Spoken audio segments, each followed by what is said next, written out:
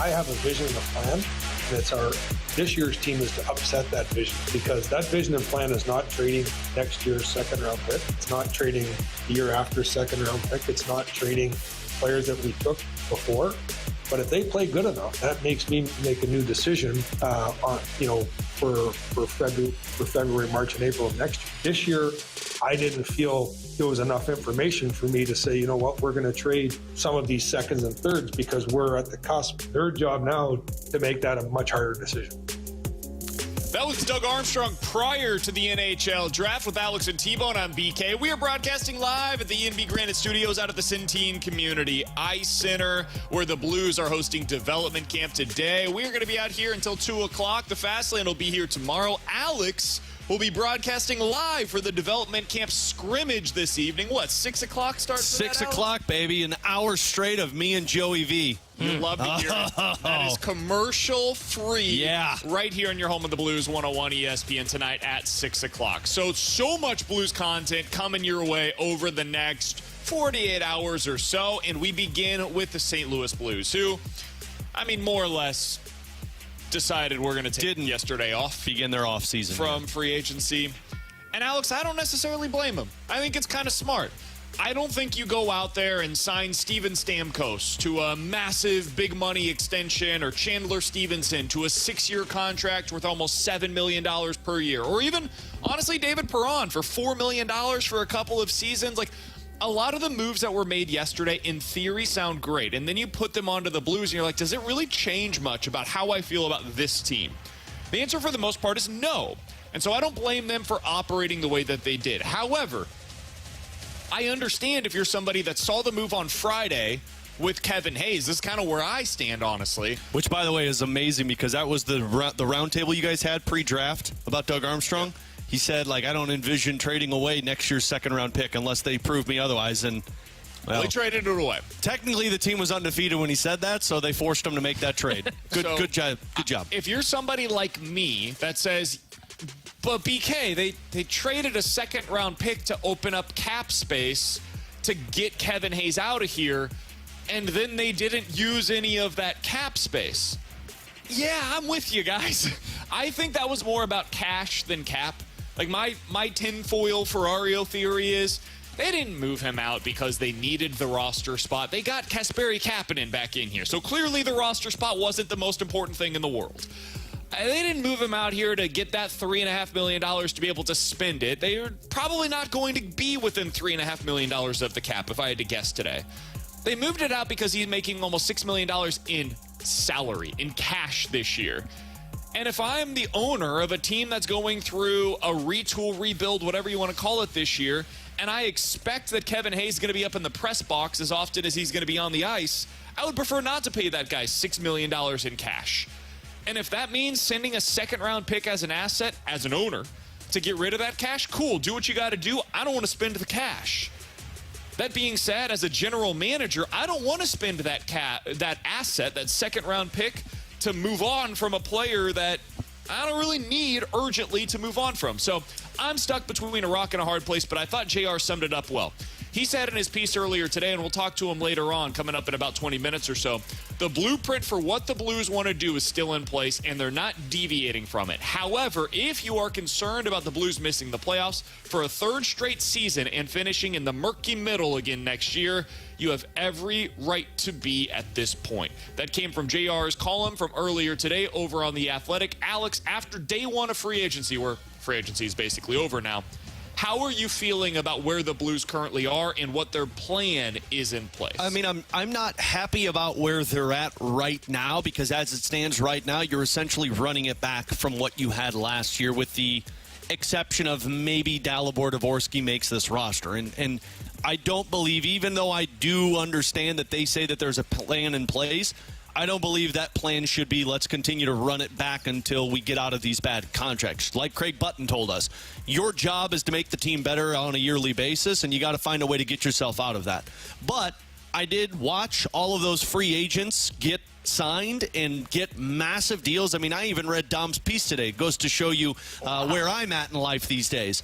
But I looked at that and I said, yeah, none of these deals I think were good for the Blues. Jake Gensel, Brandon Montour, Brady Shea, you saw Steve Stamkos, Jonathan Marchessault, so even the David Perron one. I look at it and I say, that doesn't make sense for the Blues. I'd much rather see the Boldukes, the Dvorskys, the Neighbors, the growth of Thomas and Kyrou, rather than bring in guys that just say, hey, we're trying to compete to get to the playoffs this year.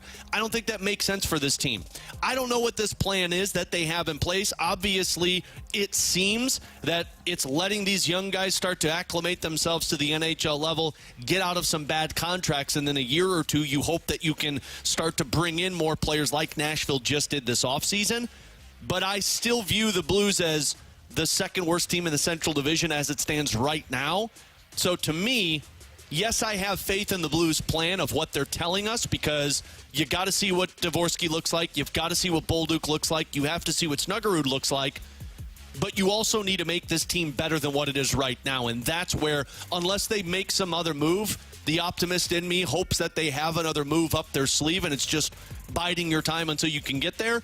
You can't run it back for another season and expect to be any different because everyone around you got better. I don't fully understand what they're doing with this season, if I'm being completely honest. Because based on their actions in day one of free agency, which, as we all know, wink, wink, hint, hint, that's the end of the offseason, essentially, unless there's a surprise trade, there's no reason Dvorsky's not here on opening night. There shouldn't be, because they want to learn what they have in the young players.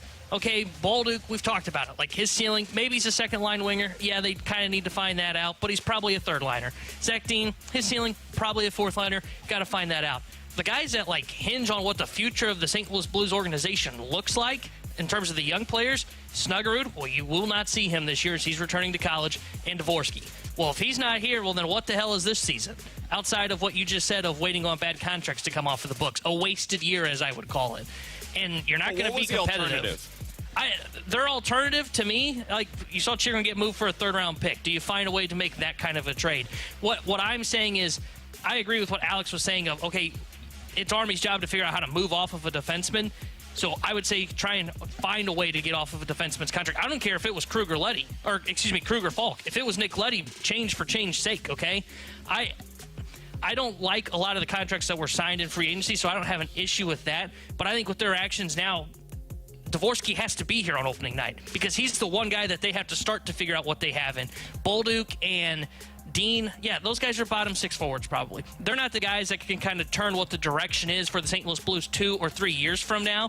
Yes, you have to know what you have in those guys. The guy that can really do it is Dvorsky. Get him up here, have him learning. Well, what if he's not ready? I think this would be the alternative. I think he needs to be up here and learning at this point based on their actions. Yeah, but I don't want to do with him what we're seeing with Jordan Walker with the Cardinals, to where you could tell that he's not ready for that level, because it's not a simple jump to go from juniors to the NHL. There does have to be a little bit of traction in between. I mean, even Robert Thomas, his first year, when he went from juniors to the NHL level, he only played like 50-something games that season. A lot of the time he was up in the press box watching and then back down on the ice learning. So I'm very cautious with Dvorsky, because what I don't want to happen is the confidence level to dip the moment you put him at the NHL level, especially when, like, we're talking about him having to be a second-line center for you or a second-line winger. So unless he's in a position to where I've got a top six that I'm comfortable with, and then the third line, like Wyatt Johnston is who I've comped Dalibor Dvorsky to. The reason Wyatt Johnston has worked is because they've had Pavelski, Sagan, Ben, Robertson, all of these guys that can go out there and put up the 25, 30 goals for the season and put up 18 minutes a night. Johnston can play on the third line and just bide his time. So I'm very cautious with Dalibor Dvorsky, but what you said, T-Bone, about the trades is where I think more frustration will grow for me. The Jacob Chychrun one, I know I was just harping that tune a lot all these last off seasons, but you keep preaching to us from the front office that, well, we need to find guys that are in our age bracket. Well, he's 26 years old. That's your age bracket for a dude who's already a top pair defenseman. If I see trades of that happen, of Nick Robertson get traded away, if Shane Pinto gets moved, if Mitch Marner gets moved, and it looks like something that you can accomplish, that's where my frustration will set into play. Because if you tell us you need to get the core of guys that are the proper age group, and then these guys are getting traded for third-round picks. That's where my problem lies. Yeah, that's frustrating to watch. I would also add this, like, I think they made this bet, and now they have to lie in it. You're not wrong. Like, Torrey Krug has a no-trade clause. He gets to decide where he goes, and you might have to attach a first-round pick to be able to get rid of that salary. You had to attach a second-round pick to move $3 million. You think teams are just going to take on $6.5 million for the next 3 years with Torrey Krug? No. They're going to say, okay, give us your first-round pick next year.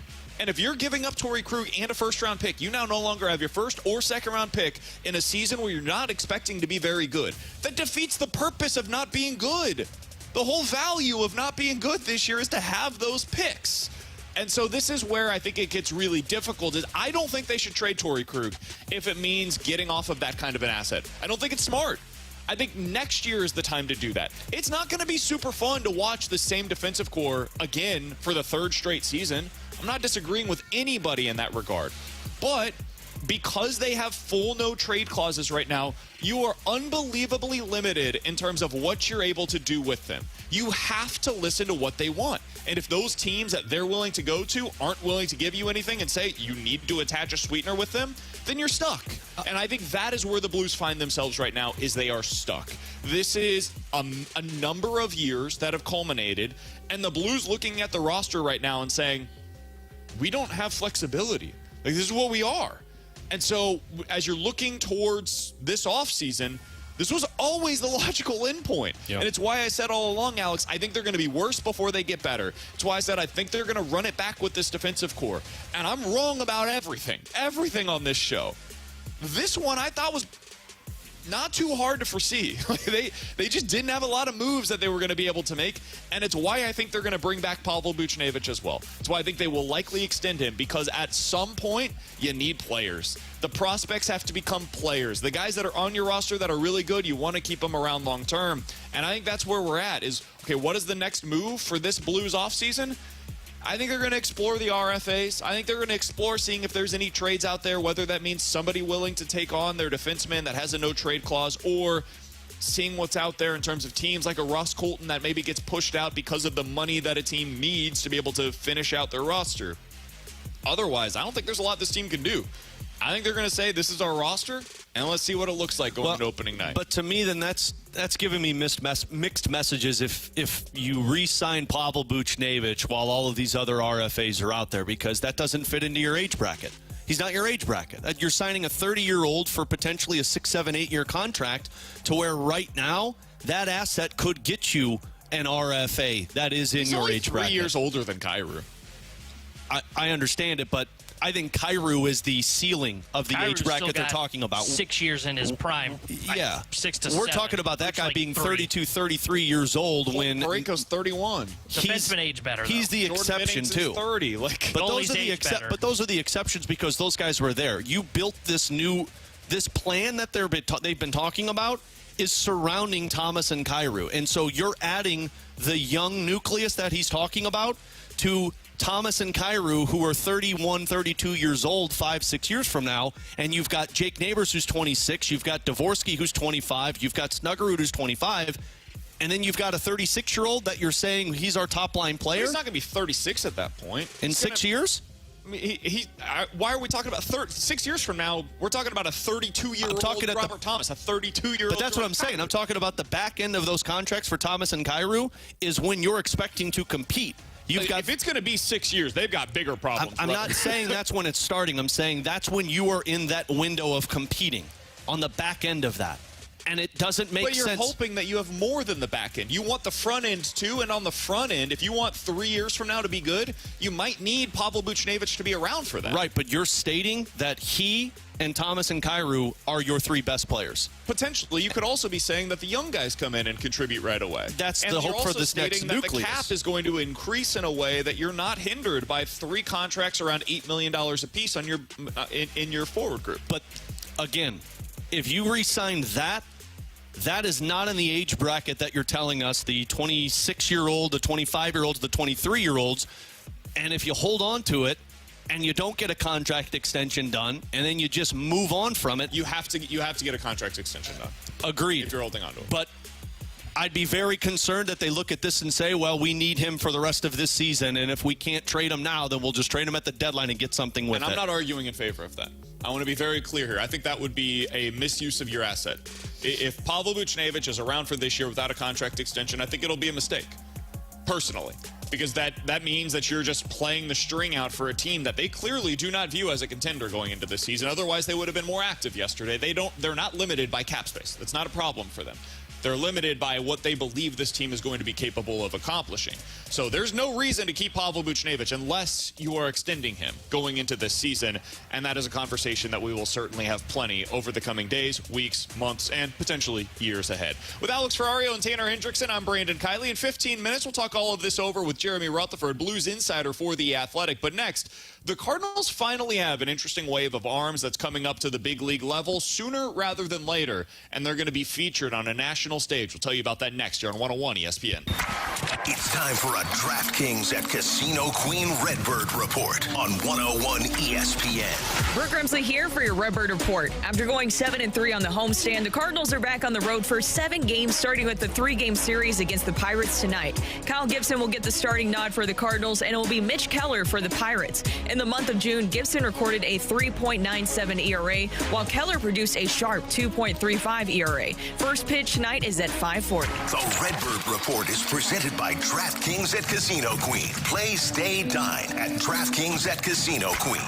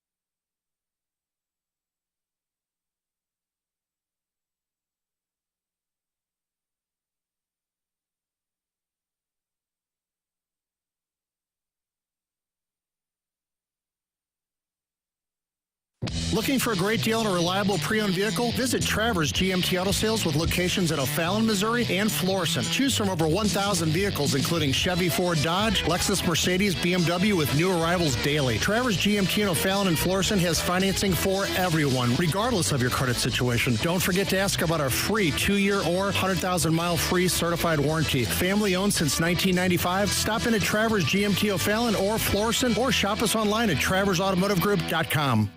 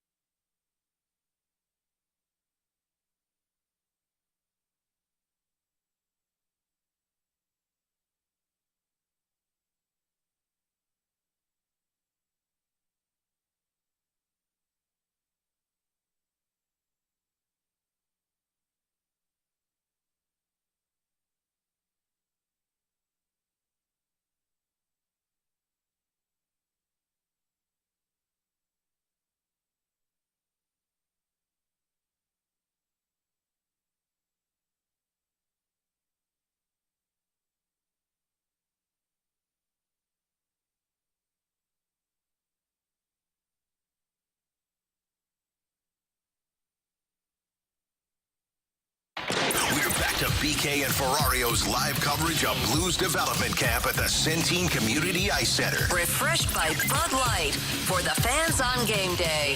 And by E&B Granite, Bernie Federko's only choice for granite countertops, cabinets, and flooring.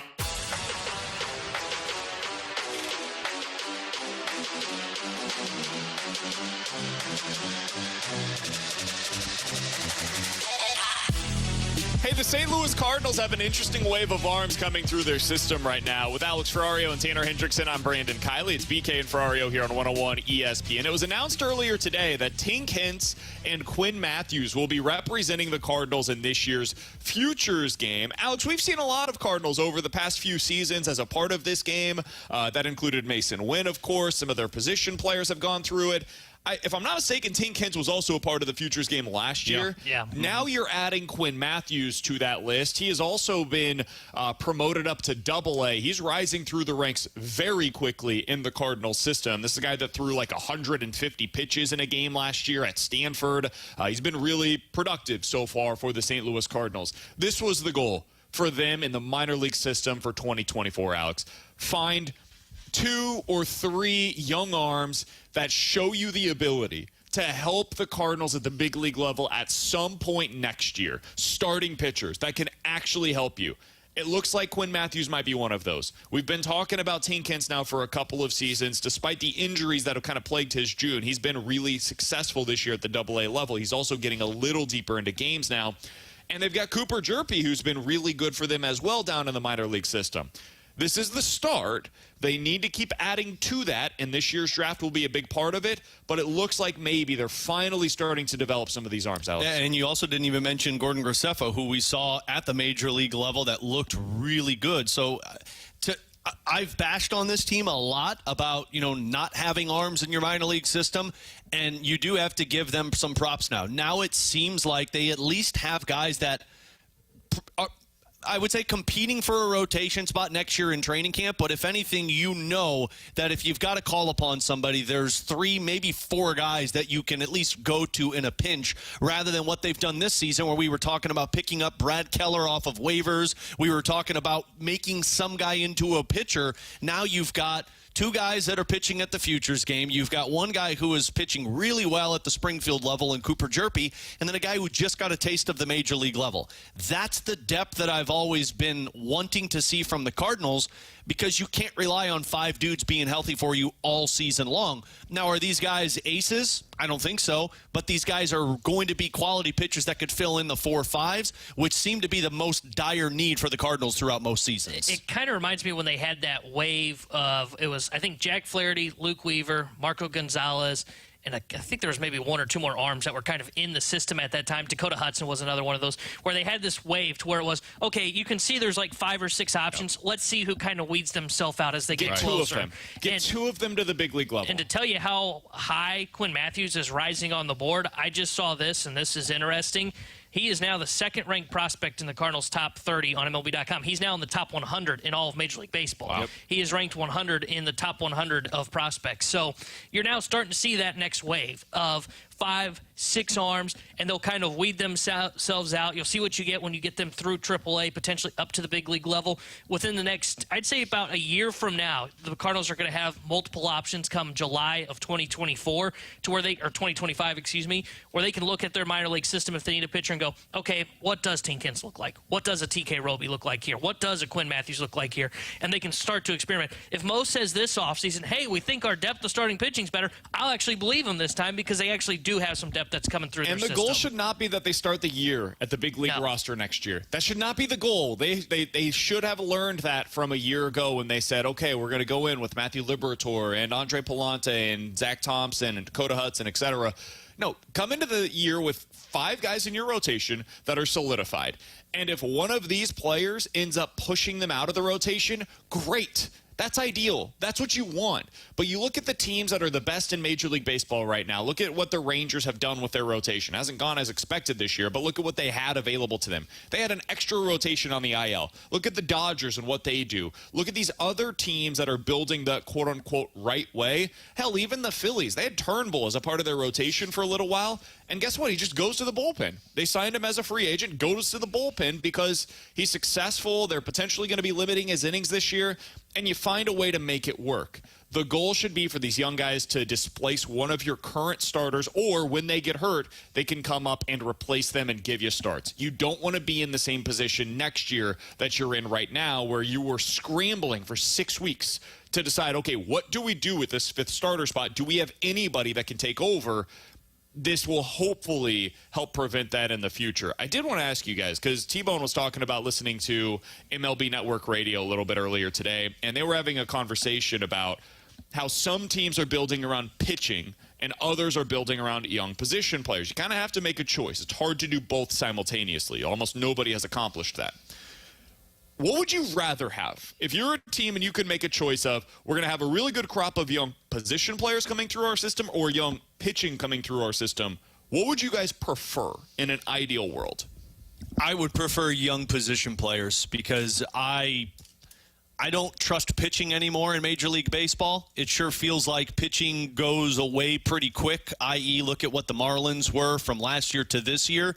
I would much rather have the stability of position players, somewhat like the Cardinals have, of knowing like, hey, I've got 5 dudes that, one, are going to be lethal for my lineup, but 2 are lockdown players for me in each position that I can put it down in pen every single day that I know those guys are going to be there. Whereas pitching, one person falls off the wagon, that whole thing falls apart. Yeah, I'm with you. I would much rather be around a position player core, to where when you look at most position players, the gap between the floor and the ceiling's there's not a wide gap. You know, like Brendan Donovan, you saw his floor early on in the year where he was struggling, but he still was a average player for the St. Louis Cardinals. Now you look at him, he's back to being that 20% above league average guy that gets on base and has a little bit of pop and can play everywhere around the diamond. You got a lot of those guys on the roster. When you look at pitching, as we've seen with the Cardinals rotation, even older veterans, you don't know what you're going to get out of those guys. No one expected Lance Lynn and Kyle Gibbs to have ERAs below 4. Guys, they gave up the most hits in the AL last year, those two. So I didn't expect this kind of performance. And the other thing is with pitching, it just goes to your point, Alex. You look at the Marlins deal with injuries. You may think you've got pitching depth. When those guys get hurt, potentially, they are hurt for 18 months at stretches when they need Tommy John surgery or if they need shoulder surgery. And one of those injuries, as you saw with Jack here in St. Louis, it can set them back for a couple of years. Jack Flaherty's back to being the Jack Flaherty of old, but it took, 3 years here in St. Louis dealing with injuries and still trying to figure it out before he got back to that point. I would much rather build around position players. I do think you need young pitching in your system still, provide depth and have a little bit of that cost certainty. But I do think that the position player route is the best way to build. Well, look at the Atlanta Braves. The Atlanta Braves are supposed to be the pitching depth, too. And, I mean, you're talking about their top guy not being available for them. The Dodgers are also talking about having that pitching depth. And, yes, they keep finding dudes, but they get those guys via trade. The Mariners seem to be the poster child of this, and they're only one team that does it really well. Yeah, I think it's really hard to build around pitching. It's also easier to find veteran pitchers that you can sign every offseason. You can go out and sign a $15 million starter at any point, every single offseason. Look at the guys that were available this past offseason that have come in and been great for their teams. Shota Imanaga, Seth Lugo, Jordan Hicks, Marcus Stroman, Michael Wacha, Reynaldo Lopez, Sean Manaea.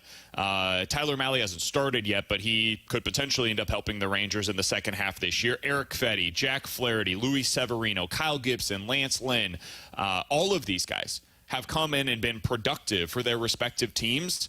You can't name that many players on the position player side if I took into account every single position, and you're looking for one position most of the time where a guy can come in and help you at our need is first base. Okay, well, here are the 3 guys that could potentially be productive. Good luck. Hopefully one of them ends up working out. It's just much easier to be able to fill out your rotation with veterans than it is your position players. With Alex and T-Bone, I'm BK. We're broadcasting live at the E&B Granite Studios out at the Centene Community Ice Center, where the Blues are hosting development camp this week. Jeremy Rutherford's going to be in attendance later on this afternoon. He's going to be on the phone for us coming up next here on 101 ESPN.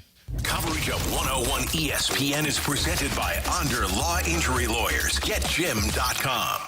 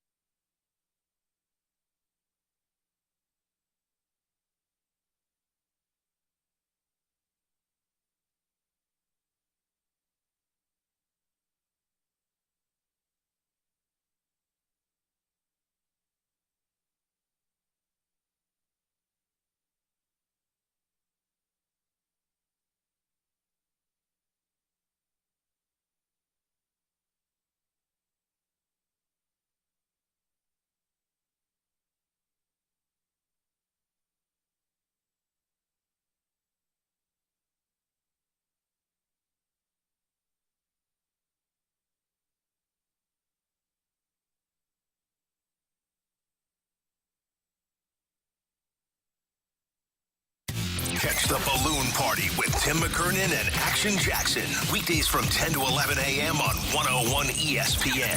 The fastest hour of sports radio is driven by Munganast and Burkhardt Alton Toyota. 101 ESPN Sports Center. Free agent frenzy grips NHL. Good morning. I'm Bradford Bruns with the Sports Center update brought to you by Saliga Heating and Cooling. Yesterday, the National Hockey League's 2024-25 calendar year began, and cash started flying quickly. Steven Stamkos now Nashville bound, while Jay Gensel heads to Tampa Bay. St. Louis largely stayed quiet, bringing back forward Kasperi Kapanen. As for development camp, it continues from Centene Community Ice Center. Not only will BK and Ferrario be there through 2, but tonight, 101 ESPN has scrimmage coverage beginning at 6 p.m. Also this evening, Kyle Gibson leads the Redbirds into Pittsburgh. Standings-wise, STL currently sits 6 games behind first place Milwaukee. Pat Murphy's club just suffered an extra innings loss versus NL worst Colorado. The Sports Center update was brought to you by Saliga Heating and Cooling, an independent American Standard heating and air conditioning dealer. Live from the Centene Community Ice Center for Blues Development Camp, this is BK and Ferrario on 101 ESPN. Our Blues Prospect Camp coverage is refreshed by Bud Light for the fans on game day and by E&B Granite, Bernie Federko's only choice for granite countertops, cabinets, and flooring.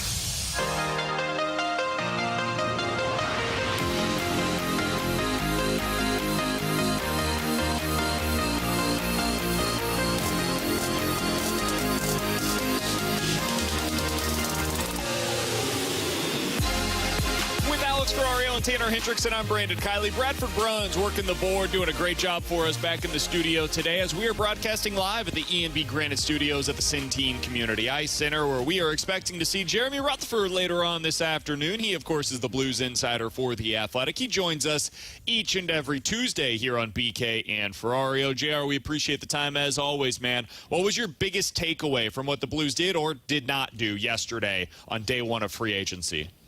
Well, I think the takeaway was kind of expected. I think that after talking to Doug Armstrong last week at the draft, a lot of people thought because they have a $16.3 million of cap space that they're going to go out and spend that.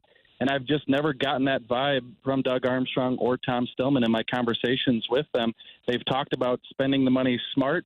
If there was an opportunity there to go out and get a young player, 24, 25, who could fit in their early part of their age bracket, it's not to say they wouldn't bring in a 26, 27-year-old, but if they could go out and find a player like that who is somehow available and spend good money that they felt could still be part of their long-term future, that they would do that. And obviously yesterday wasn't a day like that. There was money flying for a lot of free agents, some veteran guys, and the Blues had no business engaging in those types of talks. So, I'm kind of surprised they bring back Kasperi Kapanen, but not surprised.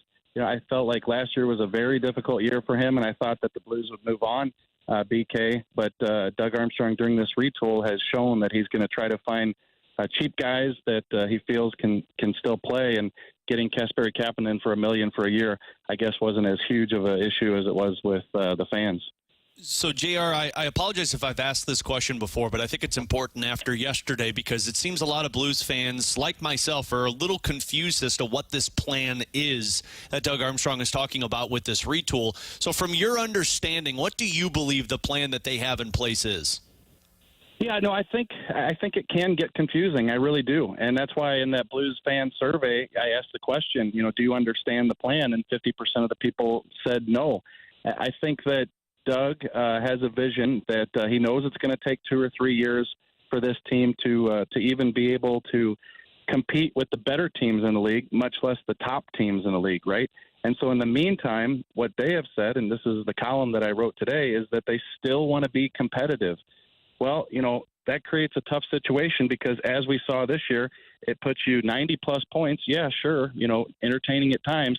But you miss the playoffs by a few points. It puts you at 16th in the draft. You get a good player in Adam Urasek, but you don't get, perhaps an even better player at 8, 9, 10, somewhere in there. And so what's the balance? Be competitive, put people in the building, but at the same time, maybe you're not improving through the draft as well as you could. And then you look at yesterday, sure, like I said, you're not going to spend the crazy money.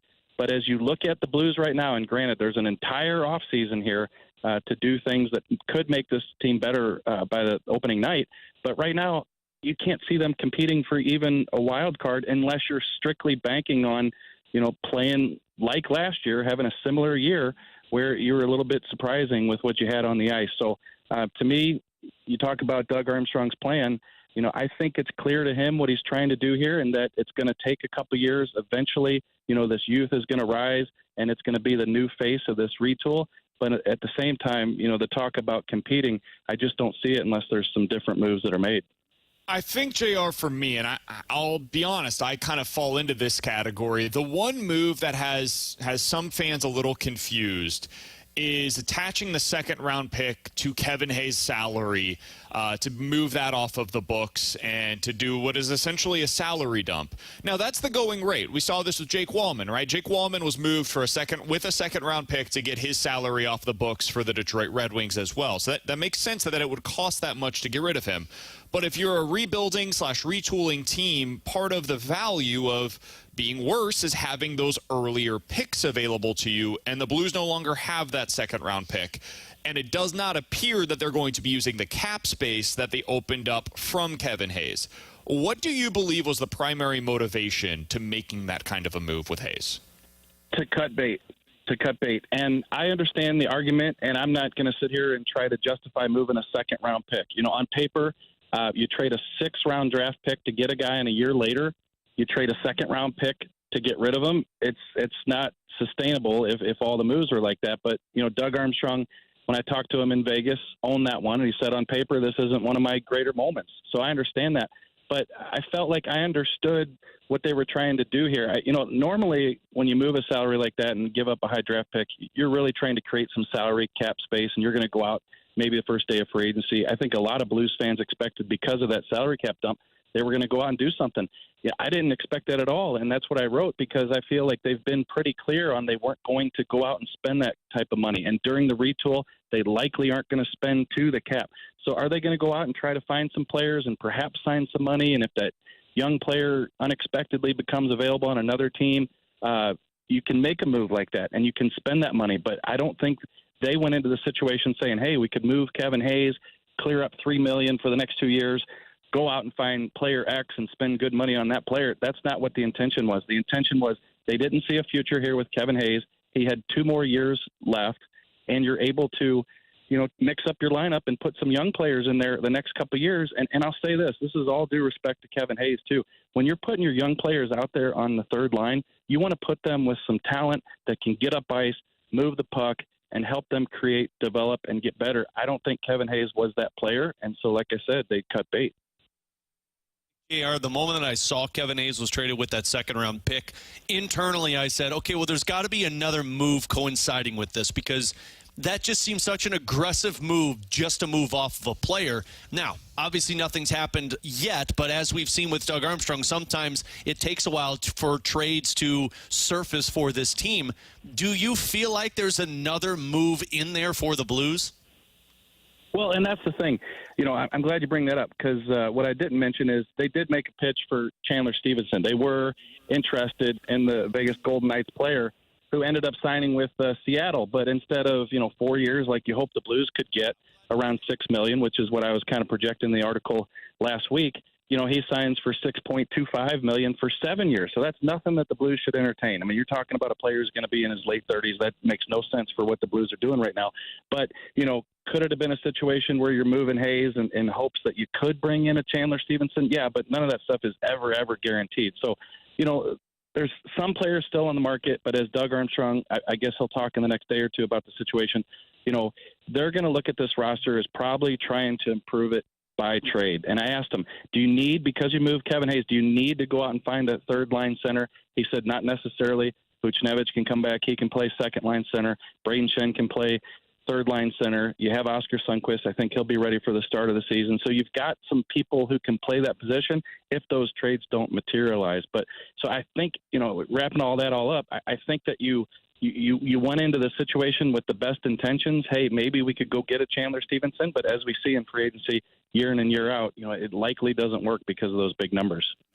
JR, final question that I've got for you. Jeremy Rutherford is our guest here on 101 ESPN. If you want to read his full column on what happened yesterday, what the Blues did and didn't do in free agency, it's up right now at The Athletic. It's a really good piece, worth your time.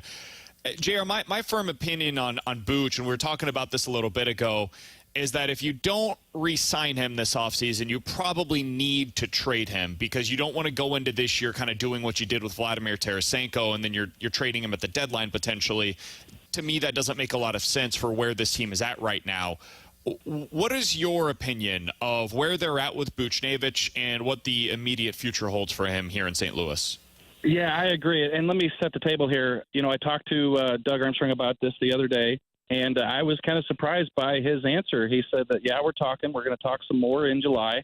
And he said it's always the last little bit that's the hardest part of the negotiations, and that kind of struck me, the last little bit. You know, he said, hey, we're not talking apples and oranges with the Buchinger camp. So to me, it seems like it's full steam ahead trying to get a deal done with Pavel Buchinger. But, you know, yesterday's prices are going to drive his price up, and the Blues are going to have to deal with that. I think that's in part why Pavel Buchinger and his camp wanted to wait it out a little bit before they agree to a deal. What were guys going for yesterday? So we'll see if that is any setback in the negotiations with the Blues. But I agree with you, BK. The Blues will be in no position to hang on to a Pavel Buchinger for the year. You know, if you can get through to the trade deadline, there's definitely going to be interest in him at that point. So it's still a situation where you could maximize a return on Pavel Buchinger. You know, and you also got to think about he's a guy who's going to keep them competitive like they want to be throughout the season. So if you're trading him in this summer, prior to the start of the season, you know, are you getting something back that's going to help you this year? Are you talking futures? What are you talking? He's a key asset right now in this organization. It looks to me like they're leaning towards trying to get something done with him. But if they don't, you're looking at a move that has to happen either this offseason or at the trade deadline. JR, your work is invaluable. Your insight is fantastic. We appreciate the time as always, man. Enjoy yourself. We'll talk with you again whenever you get out here later on this afternoon. Yeah, we'll see you at the rink. Thanks. You got it. That's Jeremy Rutherford, one of the best in the business. You can read his great work over at The Athletic and give him a follow on Twitter at JP Rutherford. Alex, did he say anything in there that moved your opinion on anything in terms of what we talked about kind of the open today? No, I agree with where you guys are at. If you get an extension, I'm very curious of what the term looks like. What worries me with the Buch is going 7 or 8 years. If we're talking 5 or 6 years, I do think that makes sense. Although I don't feel like that's the player that gives you that extra push. If you're able to get it at 5 or 6 years, it makes sense because he is a point-per-game player. I'm worried about what the injury history has been these last couple of years and what the projection looks like down the road. 7 or 8 years is where the concern comes into play. But it always comes back to me of if you don't get a deal done, you can't go into the season saying, well, we'll see if we can get a deal done throughout the year if we're successful, and if not, then we'll just move him at the deadline. That worsens your team, in my opinion, especially for what's out there right now. And I understand the demand at the deadline wasn't meeting the ask of what Doug Armstrong was, but the report from Saravalli was the ask was the equivalent of 3 first-round picks. I don't think you were ever going to get that for Pavel Buchinger. But for right now, if we're talking... Speaks to how much they value him, though. Absolutely. And I think the value is absolutely there. I just don't know what the trajectory looks like. Because, again, what Pavel Buchinger did in year 1 is not the same of what Pavel Buchinger did in years 2 and years 3. And remember how he was used in year 1. Year 1, he was a second-line player. I think that's what he is. I do, too. I think the thing that we all get so hung up on locally is who's the first line, who's the second line, and do you always have to be on that top line to be a quote-unquote top-line player? But you need a game changer. And if you sign that to a long-term deal and you sign Jordan Kyrou, who's under the long-term deal, I don't know if either of those two are game changers. And now you're relying on Snuggerud and Dvorsky to be the game changers. And we've talked a lot about this internally on the air. I don't know what the projection looks like. So, but I can't make a move today that I say he's not a game changer. Maybe not, but he's a good player. And what if there's a game changer available to you? Then you figure that out when you get there. The problems right now for the Blues are much more what's happening on their blue line than it is what's happening with their top 3 forwards in terms of the contracts. I think the Braden Shen deal is an even bigger hindrance to what they're doing long term than what will potentially happen with Pavel Buchinger. 6.5, though, for me is different than. But the Buch deal is going to look like that 2 years from now. In terms of the cap going up the way that it is, the Buch deal as a percentage of the cap will be 2 years from now what the $6.5 million is currently against the cap. That will be equals for future value. And the reason I brought up the whole second line versus top line thing, Matthew Tkachuk was a second line player this year for the Florida Panthers. Now, I'm not telling you Pavel Buchnevich is Matthew Tkachuk. He's not. Matthew Tkachuk is a better player. But the reason I bring that up is because I think far too often we get caught up on, is he a quote-unquote top-line player? Well, I think he's the caliber of a top-line player, even if he's not always playing with Robert Thomas. That's how I currently view Pavel Buchnevich. The Blues have to make that decision, though, and it's a big one. It's the single biggest decision they've had to make so far during this retool, is what they do long-term with Pavel Buchnevich. With Alex Ferrario and Tanner Hendrickson, I'm Brandon Kiley. Coming up next, 314-399-9646 is the Air Comfort Service text line for questions and answers here on 101 ESPN. Sunday, Yankees and Red Sox. Pre-game at 5, first pitch at 6:10. The MLB lives on 101 ESPN.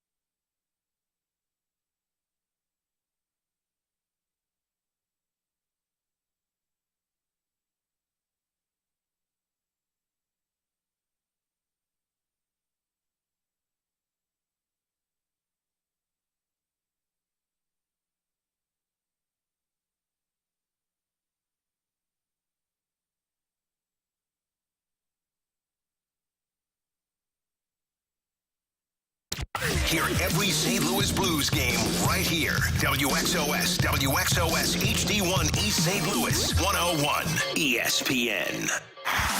BK and Ferrario are broadcasting live from Blues Development Camp at the Centene Community Ice Center. Refreshed by Bud Light for the fans on game day. And by E&B Granite, Bernie Federko's only choice for granite countertops, cabinets, and flooring. You've got questions, we may have the answers. Maybe. It's BK and Ferrario's Questions and Answers. Presented by Window World St. Louis.com. Simply the best for less. All right, 314-399-9646 is the Air Comfort Service text line for questions and answers. If you guys have any, send them in on the Air Comfort Service text line from the 618.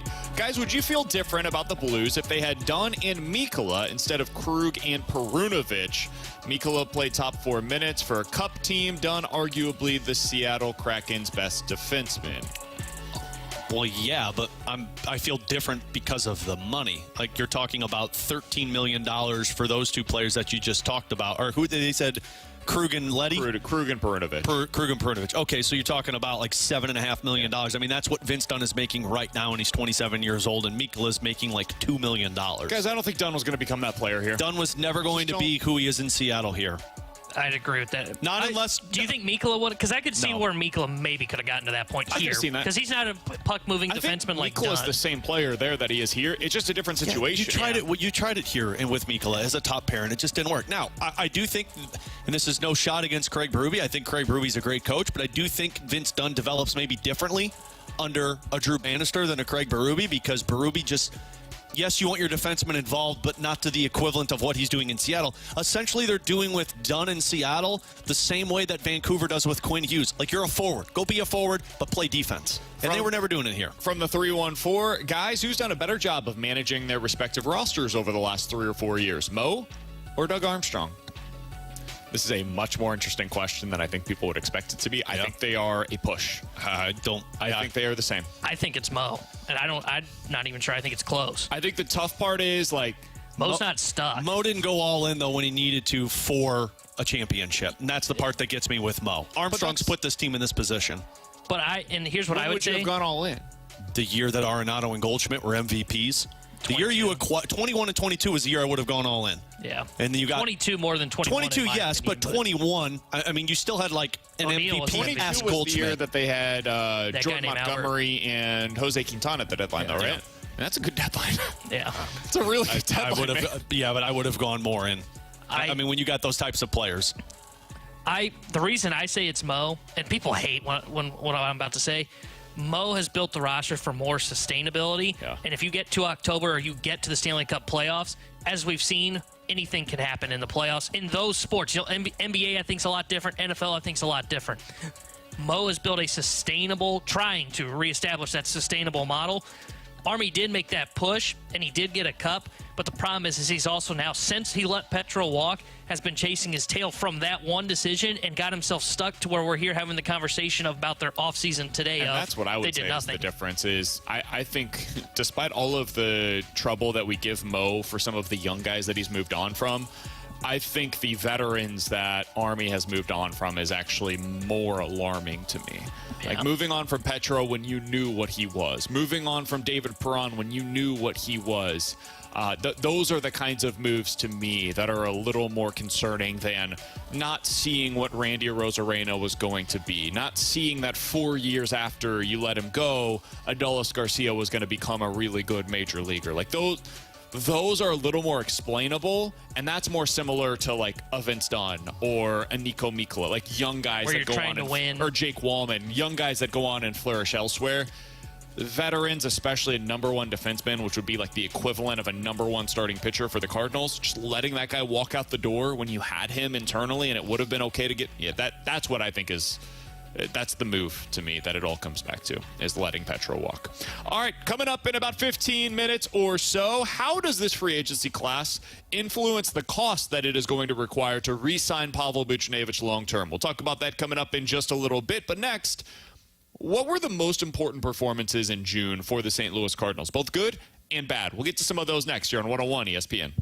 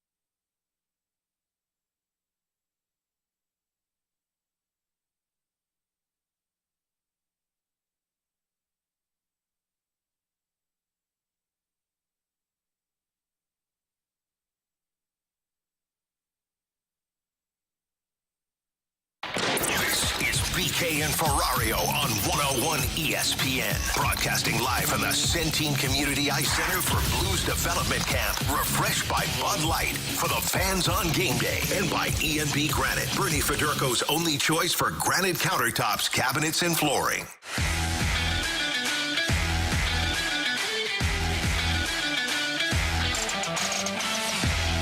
So who were the most important performers for the Cardinals in the month of June? It was overall a very successful month for them now that it is over.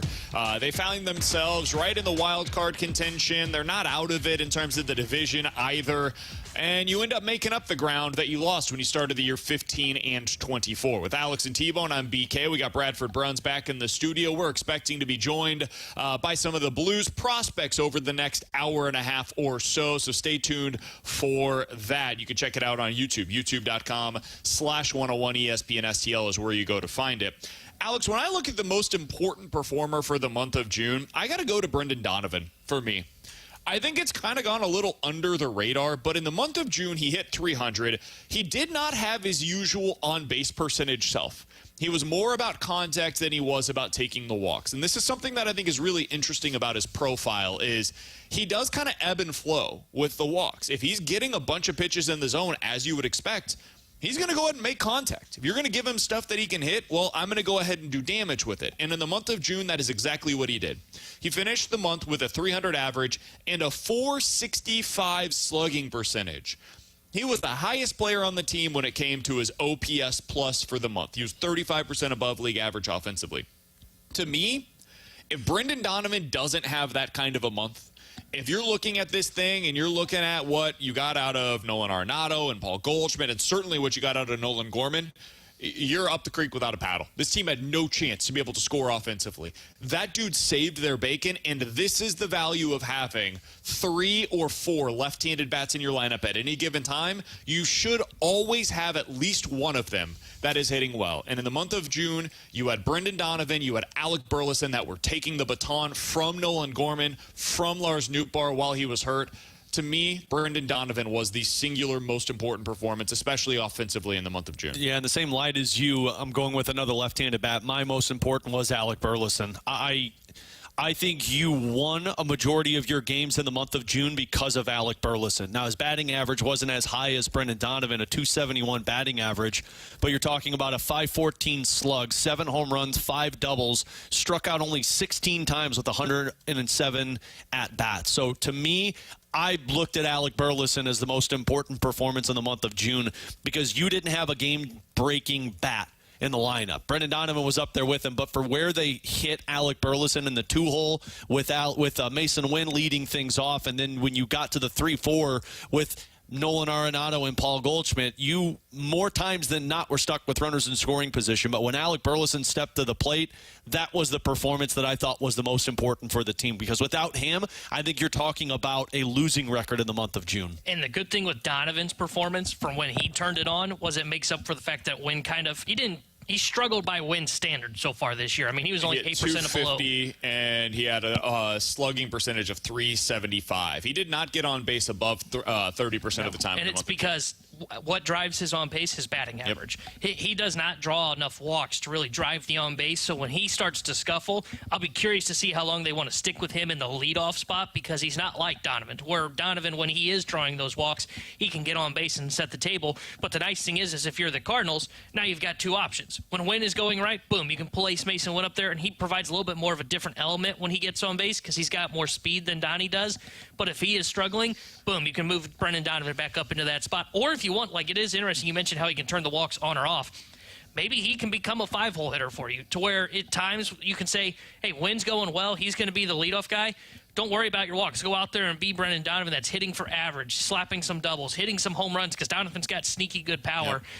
I'm fascinated to know how they kind of approach Donovan's those such a good player. It's weird how he turns it on, man. It is so weird how he can turn it on to where, oh, you need me to be the guy that's drawing walks? Okay, I'll do that. Do you need me to be more like Matt Carpenter where I'm still getting on base at a good clip, but I'll start slugging for some power? Yeah, I'll do that as well. I do think there are some similarities in his bat with Matt Carpenter. Because you remember early in Carp's career, it was a lot of like, okay, I'm going to be this really high batting average guy early in my career. And then kind of gave up some of the batting average for more of the on base. And then eventually he's like, well, I need slug.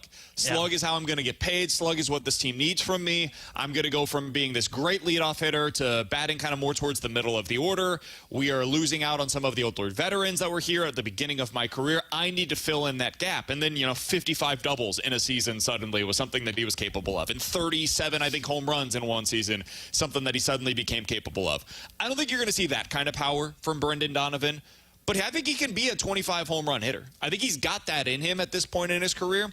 And it just seeing the way that he is able to just fill the gap of whatever it is that the Cardinals need. Hey, you need a leadoff hitter? Cool. I'll get on base 37% of the time for you. You need somebody that can bat fifth for you on a regular basis? Cool. I got you. I got 25 home runs in this bat for you now. You need a left fielder? Great. Second baseman? Awesome. Third baseman? I got you. Anything you need, Brendan Donovan can be that guy for you. It's really been a pretty impressive rise from him over the last couple of seasons. I do think we need to get to the other side of this. Because if Donovan's up there, Burleson certainly as well, Alex, in terms of the most important players. And you could make some honorable mentions here, like Gray, Lynn, Gibson, all with a sub-4 ERA. Brandon Crawford. Quietly kind of good offensively. Cardinals overall, fourth best ERA as a team in Major League Baseball in the month. Ryan Helsley, a 37% strikeout rate. Like they had some really good performers. I want to bring up Paul Goldschmidt, because I think he, to me, is one of the most confounding players on the team right now. If you are a traditional stats guy, I get it. The results have to matter at some point. His results stunk. I mean, terrible in the month of June.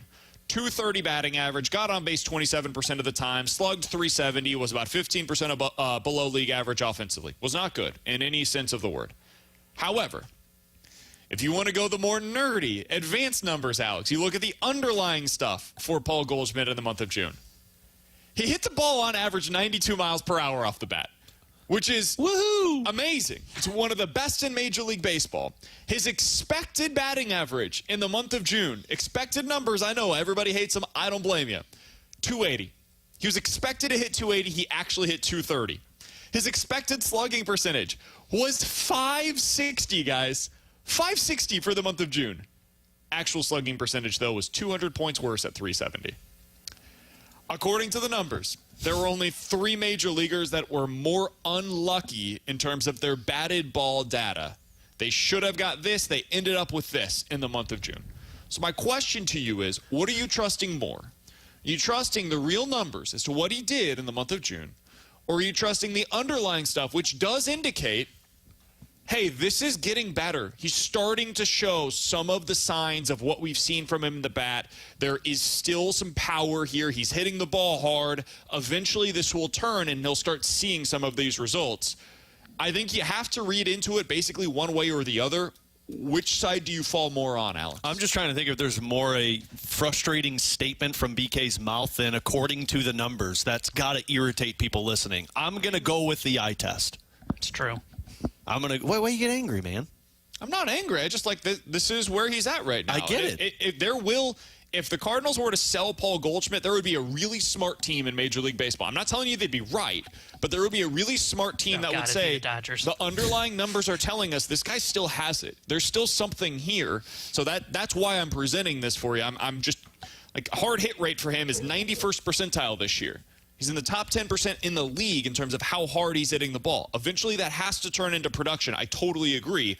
But this is what they're probably talking about internally and why he hasn't moved down in the order, whereas Nolan Arenado has, because there is reasons for optimism here. I'm still going to go with what I'm seeing from him rather than what it should be, mostly because it's been this way all season. Now, the first month was just historically bad, not like to this point to where he is getting unlucky at times.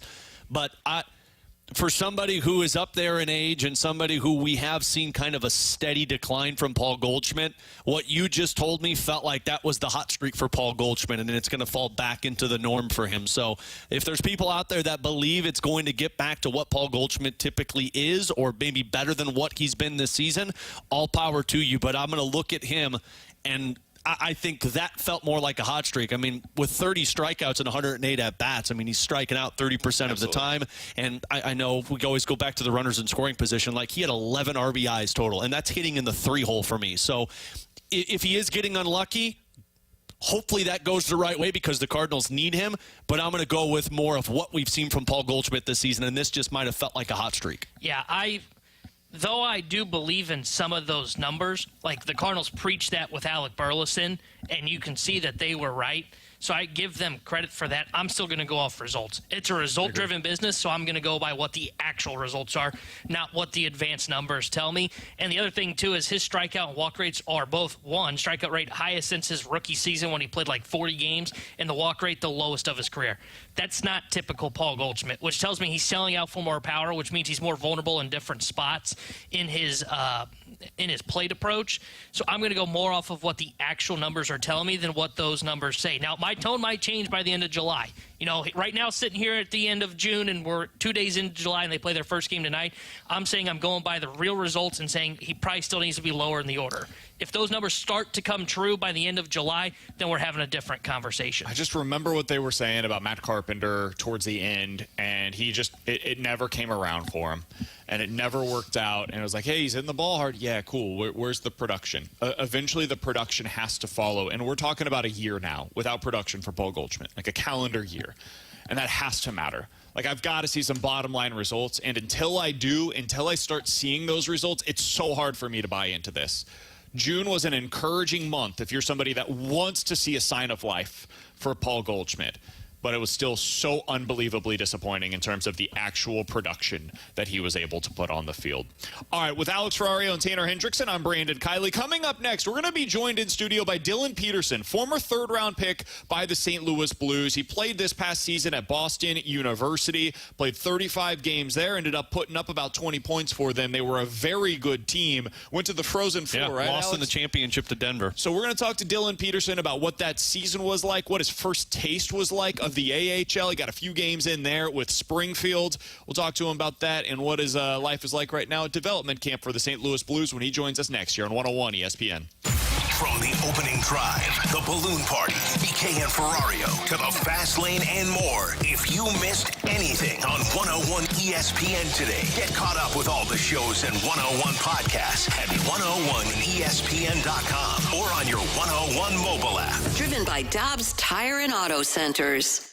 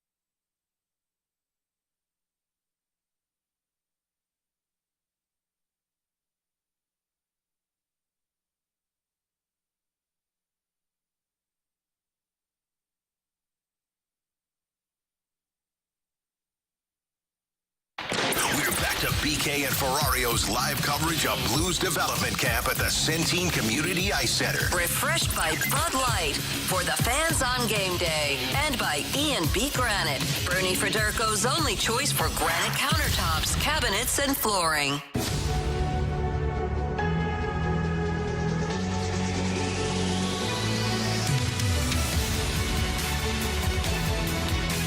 Alex Ferrario and Tanner Hendrickson. I'm Brandon Kiley. We're going to be joined in studio here in just a moment by Dylan Peterson, a young forward prospect for the St. Louis Blues. This is a big man. This is a mongoon, in the words of Alex Ferrario. A forward mongoon, which is even better. He's 6'4". He's 195 pounds. He played 4 years at Boston University, won a championship, went to the final last year. So I got to correct myself. I read the wrong Boston. I read Boston College over Boston University. Got to the semis last year and lost to Denver, who went to the finals and then essentially won it. This past season they went to the finals, and the year before that, if Hockey Database is correct, went to the finals last year, won the championship the year prior at Boston University. Okay, maybe I'm looking at the wrong one. Boston University, I'm looking at lost to Denver in the semifinals on April 11th. We'll ask right, him. Somebody's wrong. We'll ask him how his hockey season went. We'll get into all of that here. This will be awkward if we just rub it in. Hey, what'd you actually do? Hey, tell us a little bit about how the Frozen Four works, will you? We know you lost last year, but when did you lose last year? So we'll talk to him here in just a little bit. Alex, you're going to be calling the scrimmage later on this evening for the Blues. We are at the Centene Community Ice Center where the Blues are hosting development camp this week. This is where all the prospects are for the next couple of days.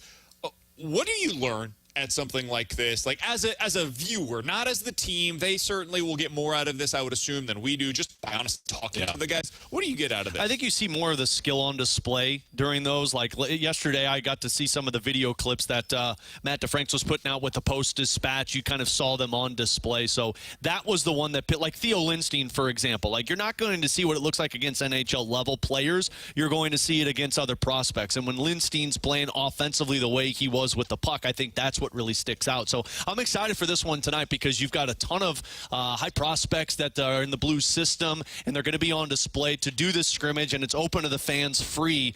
So we'll be broadcasting it, yes, but being able to come down to Centene and check it out to see all of these guys is going to be real exciting. And we are now joined by one of them, Dylan Peterson, a forward prospect for the St. Louis Blues, joining us here in studio. Dylan, we appreciate the time, man. What's this like for you this week as you're back at Prospects Camp? It's unbelievable. I love it. Every time coming down midsummer, like no complaints at all. Weather, people, food, everything. You got lucky with the weather. I was going to say. Typically, you get no. Well, this is cool. Typically, you come here and it's like 110 degrees outside. You don't want to be outside. No, it's great right now. So no complaints. I love it. That's awesome. So Dylan, what was this season like for you at Boston? You got a little experience as well at the end of the year with Springfield. What was this year like for you? It was great. I have nothing but great things to say about BU and the people there. They've played a huge part in getting me to where I am right now. And I was fortunate enough to head out to Springy just at the end of our season. Unfortunately, we lost there in the Frozen Four, but quick turnaround. I was in Springy like 2 days later, and it was great. I got a little taste of what it's like to be a pro, and I loved it. I'm sure the question you get asked all the time, Dylan, is what's it like playing with Macklin Celebrini, the number one overall pick from this past year, but you spent a couple of years playing with him. What type of player was he like? A leader. Like, he's a stud. Like, it's so hard to explain. Like, no one gets to see like the behind the scenes of like who he is as a person, and he does a great job like showing that to everyone through like interviews and all this stuff. But like, he's even better than that. Like, he's truly just like a special kid, and I hope he does go back to BU, but I don't know what happens there. But he's an incredible person, and obviously like an incredible player. Like, he led our team. Like, as a 17-year-old, it's pretty incredible. I'm sure all of you guys are watching throughout the draft, and it's not just him. I mean, tons of you guys have been drafted into the NHL. Are you a little jealous though, watching like picked in Vegas at the Sphere? And of course, for people that don't remember, you were selected back in the third round back in 2020 during COVID, so that was a very different draft year for you. Yeah, I mean, does it get much better than Vegas? Sphere. I was in like a hotel room, like outside Boston, like just with my dad, like just watching it. It was unbelievable. I mean, I'm so happy for him. He deserves every bit of everything. Yeah. What do you remember from your draft night? It's actually like pretty funny. I never really talked about it too much, but so it was the whole like online, and that was when like like you couldn't really come across the border. Like all my family's in Canada. Yeah. So my dad ended up making it across, and we were like in a hotel, and I ended up getting picked, and I was so happy. My dad we were so happy, but he had a flight to catch in like legit 45 minutes. Really? And, so I got picked, and then like I was on the phone with everybody, and like I had to do like a couple interviews, but my dad like left. He's like, I gotta go. So he like ran out of the room, and then the people are like knocking on the door, like trying to get me out of there. I'm like, just 1 second, like give me 1 second, please. Like I'm on the phone with like Armstrong, like give me 1 second, like banging down the door. It was pretty funny, but yeah, it was incredible. Like I just remember being so happy. Like got back to campus, everyone was super proud and happy for me. So it was awesome. What was that whole process like? Because you obviously, did you get to do in-person conversations with the Blues and other teams throughout that draft, or was it all over phone and Zoom for you? Fully remote, yeah. Really? All Zoom. So yeah, it's hard. Obviously, it's way different than I'd rather be like face to face in person. Yeah. Yeah, it's really different, but. It just was. Everyone was doing it, so you can't really do much. Another aspect, Dylan, that I really wanted to get your thoughts on is you played for Jay Pandolfo over at Boston University, and for those that don't know, won multiple Stanley Cups at the NHL level. Most recently, I think it was like 3 years ago, he was coaching in the NHL for Boston. What influence does a guy like that have on you when you're being coached by a guy who not only won cups in the NHL, but like just a few years removed from being at the NHL level? Yeah, I mean, I remember when he came in, just the shift in the program. Like we hadn't been great. Like my first 2 years, we weren't winning much. Like NBU's like a historical program. For sure. Like, it's known for winning. And when he came in, he took the reins right away and just kind of turned the whole thing around. He just like kind of like you have respect for him. Like he walks in the room and you listen to what he says, and he's just so easy to follow. Like he's a winner. That's what he is. So and he's been winning at BU, and he's gonna continue it. Like he's great. Yeah. Dylan Peterson is our guest here on 101 ESPN. We're broadcasting live from the Centene Community Ice Center, where the Blues are hosting their development camp this week. Dylan, you got 4 years at Boston University, and that's something that one of the other Blues prospects right now with Snuggerud, he's going to be going back for his third year at Minnesota. He decided to make that decision, and he said it was the toughest decision he's ever made. For somebody that had that experience in college, you got to see it all the way through. What did you gain from being there the full 4 years at BU? Yeah, a ton. I mean, like development-wise, I got a lot bigger. I got a lot stronger. The mental side of the game, like in college, they provide you with everything. Like you can work with coaches off the ice for like the mental side of the game, all that stuff. Like it was just, I just feel like there's no hurt in like taking your time a little bit. Like Snuggerud, for example, he's gonna develop again like to another level like this year, and then he'll have a decision again to make. But I think just having the 4 years to like become the best version of yourself is just a huge plus, and I'm really grateful that I did it that way. I know it was only 3 games for you at Springfield, but did you feel like that transition was maybe a little bit easier than what you would have expected because of those extra years of college? Yeah, obviously, like everyone said, like the pro game's different. Like it's going to be a lot harder, but I think college did a really good job of like preparing me for that. Yeah.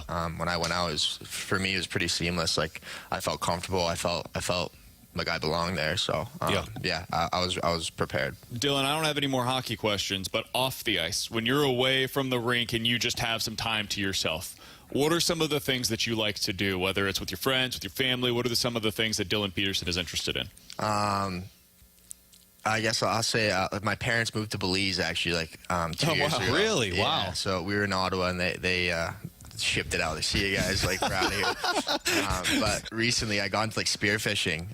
It's like a big thing that I've like been doing in the summers. So I go down there. I was down there like a month ago, and I'm not like great, but they have like a bunch of local guys down there. So I go like almost every day. Like it's it's unreal. Okay, I'm going to sound like an idiot here. So spearfishing, like you're standing in the water with a spear and you're just no, not quite. Okay, good. You're like in the water, like these guys over there, they dive like 80 feet deep. Oh, like, really? Oh my God. But yeah, no, you dive down, like you have like the spear gun, like you load it up, that type of thing. Yeah. So I would be worried I'd either shoot somebody with me or I'd just miss completely. Like, well, there goes my spearfishing. Over. Yeah. No, so how much time are you spending down in Belize then? Are you spending the majority of your summer down there? No, I can't. There's no ice. There's no ice. As much as I want to, I just can't. I go down there maybe 1 or 2 weeks during the summer, over, visit the parents. So are your parents empty nesters then? Like kids gone? So they basically, man, that's the ultimate parent move. I have 2 little kids at home. I got a 2-year-old and a 3-year-old, and I have one on the way.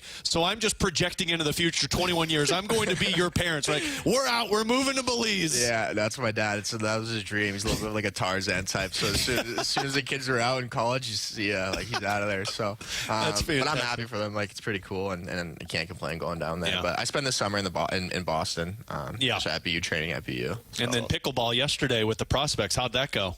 I didn't play, but I just didn't play, but I don't know. I've never even played pickleball. I haven't either. I didn't realize it was such a big thing in St. Louis until a couple of years ago. I don't know if I'm really good with the racket sports. Like I played tennis one time. I got a pretty weird story about that, and I don't know. I think I'll stay away from the racket sports for now. That's great. Hey, Dylan, we appreciate you hopping in with us, man. This is a great conversation. We wish you the best. Enjoy yourself this week at development camp. Good luck heading into training camp this year as well. Hopefully we'll talk with you again soon. Thanks, guys. I really appreciate it. Thanks, Dylan. We'll see you out there. It's Dylan Peterson. Appreciate him hopping in studio with us. You will see him tonight as a part of the prospects camp. They've got a scrimmage that Alex is going to be a part of the broadcast for. You'll hear that right here on 101 ESPN coming up tonight at 6 o'clock. That was awesome, man. Really good conversation with Dylan Peterson. Appreciate him hopping in with us. Also, a massive human being. Just an absolutely massive human being, 6'4", about 200 pounds. Will be interesting to see kind of how he fits into the Blues' plans moving forward. Had a really good season this year for Boston. And he just signed his entry level after his year with Boston, which is why he got those 3 years. So he's got 2 years of his entry level contract. So my expectation is he's going to be in the American. I mean, 6'4" centerman who was playing second line minutes with Boston University that made it to the Frozen Four. So anytime you could get big down the middle is always good. And you're talking about a guy who's done 4 years at college. So, and I believe we're going to be joined by another Mongoon momentarily, Colin Ralph, who was just drafted in the second round. And I thought people saw what I was tweeting out over the weekend. When he was drafted, the comp to him was Jamie Alexiak. Oh, so you knew I was excited when that 6'4", 196-pound guy was taken on defense. But I mean, that's just a trend right now. You've got a lot of dudes with a lot of size in the Blues system, which I don't think that's a coincidence that you're seeing all of these guys that are bigger type players, and this is just one of them, Dylan Peterson. Well, let's get out of here. Colin Ralph's going to be joining us coming up here in just a little bit. Big defenseman for the Blues. He'll join us in studio next year on 101 ESPN. Coverage of 101 ESPN is presented by Onder Law Injury Lawyers. GetJim.com.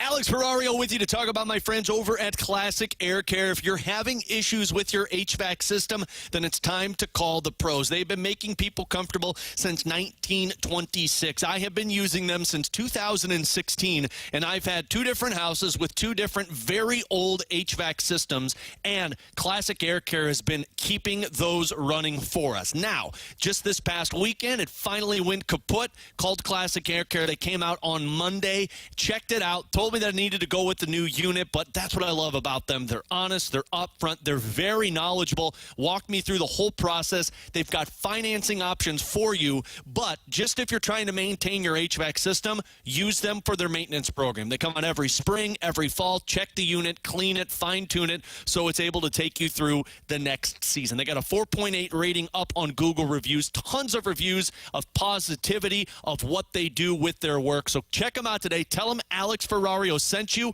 It's Classic Air Care and online at classicaircare.com.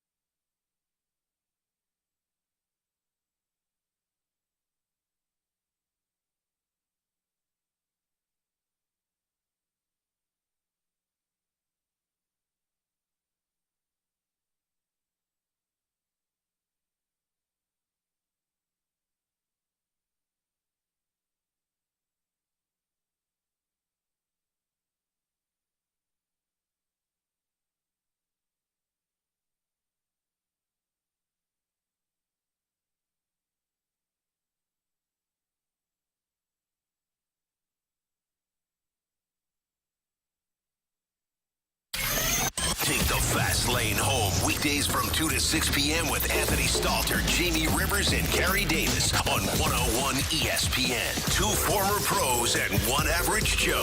The Fast Lane is driven by Scrap Mart Metals Recycling. 101 ESPN Sports Center.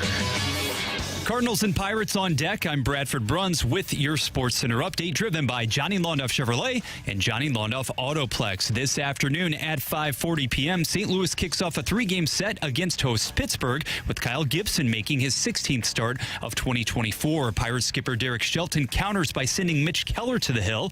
An all-star last season, Keller likely must face Mason Wynn, who does nothing but impress opening drive guest Greg Amsinger. Wynn has proven to everyone that watches the sport for a living that his upside is even more massive than we expected. His offensive resume, paired with his great arm and defensive range, we might be looking at a guy that could be on pace for one of the best shortstops in Cardinal history if he continues to mature this way. Just after 6 o'clock, meanwhile, Pucks take center stage in Maryland Heights. 101 ESPN will air the blue and white prospect scrimmage, featuring commentary from Alex Ferrario and Joe Vitale. More development camp coverage is next, BK and Ferrario style. The Sports Center update was driven by Johnny Londoff Chevrolet and Johnny Londoff Autoplex. See them at londoff.com. Chevy, together we drive. Are you kidding me? Live from the Centene Community Ice Center for Blues Development Camp, this is BK and Ferrario on 101 ESPN. Our Blues Prospect Camp coverage is refreshed by Bud Light for the fans on game day and by E&B Granite, Bernie Federko's only choice for granite countertops, cabinets, and flooring.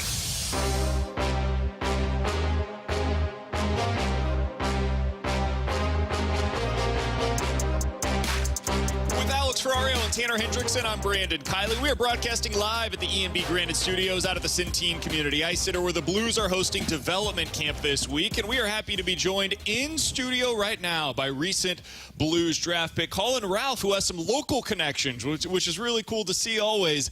Colin, we appreciate you hopping in studio with us today. Tell us a little bit about your connection to St. Louis prior to being drafted with the Blues. Yeah, glad to be here.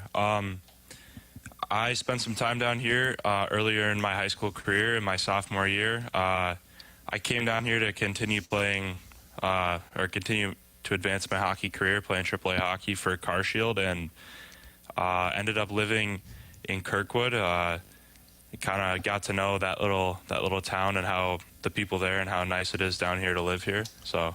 Got the taste of Kirkwood, which that seems to be Joe Vitale. Once you get to meet him, he'll talk all about Kirkwood and how great that area is. So you're from Minnesota, Colin, if I'm not mistaken. Did you know much about St. Louis? Is that why you guys kind of pursued the CarShield midget squad that you played with? Honestly, not really. It's pretty unorthodox for a Minnesota kid to kind of leave and continue playing hockey. Right. But, I got introduced to the Tier 1 model of hockey early in my life in middle school, and I wanted to continue playing that. And I knew some of the guys down here on my CarShield team, and honestly, one of my best friends had moved down here the year prior to play for CarShield, so kind of just wanted to give it a shot and didn't really know a lot about St. Louis prior to that, but definitely learned a lot that year. Did you have family that came down here with you? What was that experience like being here for a little while with, I'm assuming, a little bit of family coming down? Yeah, I was lucky enough to have my mom move down here with me. My dad stayed back home in Minnesota because he had to stay up there for work. Sure. And then my sister was off at college. But me and my mom moved down here together. And, my dad was back and forth making it to games when he could. So Colin, how does that work for people that don't know, to where, like, there's different paths and avenue of continuing your hockey career, whether it's going to college or getting into junior hockey. Is that a decision that they come to you and offer, or is that a decision that you make for yourself? I mean, I think it's a decision you make for yourself. The route that I've taken isn't a normal one, especially for someone coming out of Minnesota, because, Minnesota high school is so renowned. Right. In the hockey world, but I went to a school called Gentry Academy in middle school, and that's when I started playing Tier 1 hockey. And, I liked the travel and the different competition and playing more games in a year, and I wanted to continue to play that. And, that's not really offered in very many places in Minnesota. So you kind of have to branch out a little bit. So you end up being selected this year in the draft by the St. Louis Blues. Congratulations, by the way. What was that like? Who was around you? Tell us a little bit about your draft experience. Yeah, thank you.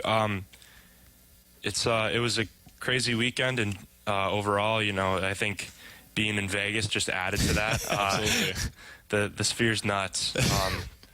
It's like out of this world. I haven't really seen anything like that before. And I think it's super cool that the NHL was able to host the first live sporting event in there. So I'm sure there'll be many following here soon after. But, I was just talking with some of my buddies from down here the night before the draft saying, it's a possibility and how crazy and kind of a coincidence that would be if I ended up getting selected by the Blues and it ended up happening. So I was just kind of wowed and happy to be there with my mom and my dad and my sister, and it was just a super exciting weekend for everybody in my family. What were those conversations like going from the combine for you guys and then going into draft night? Did you have an idea that St. Louis was really interested, or was it still up in the air for someone? I mean, I feel like anytime you're in a draft situation, it's always up in the air. There's so much that can happen, and I knew St. Louis was one of the teams that was high on me from our conversations during the season, and then again at the combine, and I felt like those had gone well. But I knew they were one of the teams that was in the mix, but you don't really know to what extent. So yeah. When you get drafted, you're there with your family, you're able to experience that, and you're in Las Vegas. Take us through what that night was like. Do you guys end up going to dinner together? What's that celebration like for you with your family there? Yeah, so kind of right after you hear your name called, they kind of bring you downstairs to I guess I'd call it like the media level. Sure. And it's a little bit of interview and a little bit of media, and then you take a ton of pictures and you get to meet all the staff members and the scouts and just like the executives from, like for me, the Blues, obviously. But and then after, they were hosting a reception at their hotel where you can kind of come in a more relaxed environment and talk and meet these people. And then after we got back from that, I just went to like an early or late lunch, early dinner with my family and relaxed a little bit after all the excitement, and then was just able to kind of hang out with some friends the rest of the night. And then they basically say get on a plane because you're going to St. Louis because you got development camp next tomorrow. It was a lot of travel on Sunday because I had to fly home and grab my hockey gear and then pretty much turn right back around and go back to the airport. Oh, my God. Yeah. So your flyer miles or your parents' flyer miles are just through the roof right now. Yep. Someone's getting a nice vacation soon. So for those that don't know, Colin, you're committed to St. Cloud State, correct? That's where you're playing next year, planning on playing? Yes, sir. That's correct. So college-wise, I'm sure you've got friends that have played in college level. Have you found out kind of what that competition level is like? Are you starting to get into the process of getting ready for that season also? Yeah. I know a bunch of people who have been playing at that level, and in Minnesota, you're pretty familiar with college hockey as a kid, and I was actually just up there for 2 weeks before the draft, kind of getting acclimated and meeting some of the other guys on the team. So, I don't fully know what to expect, but I feel like I kind of have a little bit of an idea now. Yeah. I know Minnesota hockey is a tight-knit community. Do you know Jimmy Snuggerud? Have you guys met before, or is this your first experience being on the ice with him? I think this is kind of our first experience being face-to-face, but, I definitely know of him, and I'm sure we've crossed paths before, but this is the first time on a personal level. It's got to be wild when there's a prospect from Minnesota that comes to development camp with the St. Louis Blues, and there's a ton of guys that don't know much about St. Louis, and you're the one that's like, oh, yeah, you got this. You can go take that highway. Let's go check out that restaurant. You're like, wait a minute, aren't you from Minnesota? Like, yeah, St. Louis guy, not a big deal. Yeah, it's like we're driving on the bus, and it's like, oh, I know exactly where we are. That's awesome. So for any Blues fans that aren't familiar with your game, tell us, in terms of you as a hockey player, what are the Blues getting in Colin Ralph? I'm a big, physical, smooth skating defenseman. I'm a shutdown guy. I can really play in any situation. Yeah. I know you probably hear it all the time, but there's plenty of prospect people out there that throw comps for players that when they're drafted. And when I saw it on Saturday when you were drafted, the comp that was sent to me was Jamie Alexiak. And I got real excited because us in St. Louis right now, Colin, it's been talking about getting those big-type left-handed shot defensemen. So I, for one, was very pumped when I saw your name selected in the second round. Yeah, thank you. We're looking forward to seeing you. I know Alex is going to be on the call tonight, the broadcast for the scrimmage. Looking forward to seeing you out there. Thank you so much. Congratulations. Welcome back to St. Louis. We're looking forward to seeing you in the note sooner rather than later. Yeah, thank you guys for your time. Thanks, Colin. That's Colin Ralph. Appreciate him hopping in studio with us today. He's participating in the Blues Development Camp. Thanks so much for hopping in with us. We're wishing him nothing but the best. He's going to St. Cloud State later on this year, but first, a little detour here to St. Louis where he's participating in the Blues Development Camp. Previously out in Kirkwood, played for Car Shields midget team, and Alex, a big dude once again. And we talked about this a little bit yesterday, but there's very clearly an emphasis for the Blues, just based on what they did this year in the draft, on adding some more size to their pipeline. You look up and down this one, whether it's the defenseman, 6'3", 6'4", 6'3", another 6'3" guy at the back end in round 5. You look at some of the forwards that they added, 6'2", 6'5". There was one guy that they drafted in the first 5 rounds this year that was under 6'2". It's very clear that was an emphasis for them. Alex. Yeah, and specifically on the defensive side, I think going into the draft, if you read any of Scott Wheeler's work, Corey Pronman's work for The Athletic, scouting experts, they talked so much about how, look, the Blues they have a deficit in size on their defense and really defensive prospects. I mean, you're talking about a couple of guys that they have, and that's it. And now you're talking about they added 4 dudes in the draft that were selected both in the second round, one in the third round, and then one in the 4th or 5th round, I believe. And you're adding that to the crop pile, and I do think that's the important factor into this. It seems, at least hearing Doug Armstrong talk, they're happy with what their minor league system has in forwards. When you're talking about Snuggerud and Dvorsky and Lindstein and Stenberg, they've got that. This past year felt a lot like they fixed their defense deficiency, and that's why when we go back to the Kevin Hayes trade of trading a second-round pick for next year, I don't know if they were concerned about it as much, because to me it feels like the Blues are comfortable with what they have in their system, and anything else you add is great. Now it's just a matter of developing these guys. Yeah, I was going to go the opposite route. When I see somebody like that, and you see an 18-year-old who's going to spend the next couple of seasons at St. Cloud State, and you can already – that dude's going to be huge when he's in the NHL. Yep. Like, he's 18 years old right now, and that's a big guy. Yeah. That is a grown man who just came in and sat next to us. Yeah, his grip was massive. I want to add more of those to the system. I want to add more. And you know where you get those guys? The second round.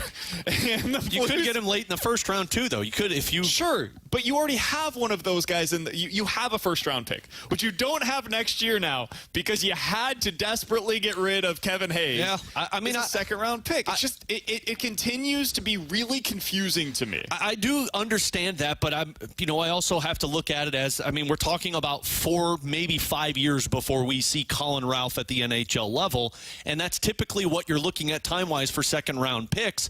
Sure. And on top of it, if we're all in the same boat of we don't think this team is going to be in the playoffs next year, then the trade deadline, you're probably recouping that second-round draft pick. Sure, but I could have 2 second-round picks then. I understand it, but stop getting greedy. And the other thing is I could use that second-round pick to go make a trade. Like, you're a defenseman that you wanted this year, Jacob Chikrin. What did he go for, Alex? That was a third-round pick. Yeah, so third-round pick. Hey, we had that. And a prospect or a player, right? There was a little bit more. Yeah, it was a player, but So let's assume that next year, the version of Jacob Chikrin that becomes available is in need of a second-round pick. Well, if I have 2 second-round picks, I'm a perfect team to go out there. If I make a deal at the deadline, get a second-round pick, and I have my own, now I can send one of those. It's the opportunity cost that really confuses me with the Kevin Hayes trade. Yeah. Is because you had this asset, and you have to use it in some way. And it's either going to be used to get rid of a salary, it's going to be used to pick a player, or it's going to be used to make a trade for somebody that can help you either now or sooner than that second-round pick could. Those are the 3 ways you can utilize that asset. The Blues chose their path with it. It is done now. There is no recouping that specific asset because it's also probably going to be a good second-round pick. It's probably going to be a top 40-ish, maybe top 50 at worst pick next year in the draft. It's gone. It's going because you had to get Kevin Hayes out of here. I continue to be confused by it. They have their reasons, clearly. Yeah. Otherwise, they wouldn't have made the move. And eventually, I think we're going to talk to Doug Armstrong at some point this week. I think he's going to make himself available. When he does, I will be fascinated to find out what the answer is as to why they felt the urgency to move on from Kevin Hayes now. Because that's clearly what that shows. They felt they needed to do this right now, or they wouldn't potentially be able to do it in the future. And that, I don't know, man, for 2 years, $3 million, a guy that if you needed to, you could have made him your 13th forward and you just don't sign Kasperi Kapanen. Or if you needed to, just make him your fourth line center.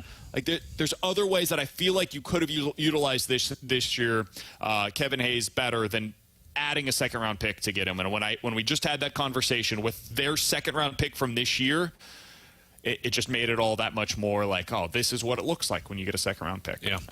Confused me a little bit. All right, he's Alex Ferrario. That's Tanner Hendrickson. I'm Brandon Kiley. The Junk Drawer coming up next here on 101 ESPN. The Fast Lane are once again set to square off against the Rizzuto Show at this year's Slow Pitch Softball Home Run Derby, hosted by the O'Fallon Hoots. Saturday, July 27th at Car Shield Field in O'Fallon, Missouri. There will be a fast pitch home run derby that night featuring Rick Ankiel, Brian Jordan, and other MLB alums. Plus your favorite afternoon show attempting to tee off on some slow pitch and defeat the Riz crew. General admission tickets are on sale now for just $15. Get all the details on this year's O'Fallon Hoots Home Run Derby now at 101ESPN.com. Brought to you by Swiss Air Heating and Cooling. Get $1,500 off a new system and 0% financing. Visit SwissAirSTL.com. Pastor House. Hit it over the fence. Selling your house to us just makes sense. And by Zwickle Light, a local light beer for light beer drinkers. Live your lifestyle, St. Louis.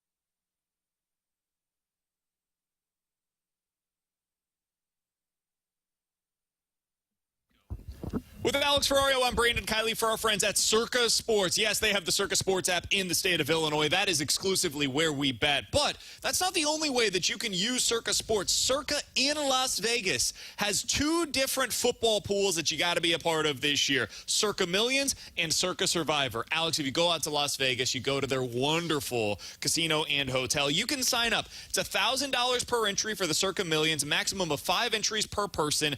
$6 million is guaranteed in prizes. The way you do this, you pick 5 teams against the spread each and every week, and the winner is going to take home $1 million. Get yourself signed up for that, or the Circus Survivor Pool, which has $10 million guaranteed to the winners.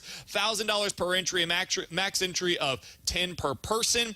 Pick one team straight up each and every week. By the end of the year, somebody is going home with $10 million guaranteed. This is why we love Circa. They've got something for everybody. You going for the big pool like that, or are you just doing those tight money line splits that Circa offers, telling you to go check out other apps because they know you'll always come back. Plus, the customer service is incredible. You're always talking to a human being, not a chat bot. Check them out. Download the app today. If you or someone you know may have a problem with gambling, call 1-800-GAMBLER or text ILGAMB to 833-234.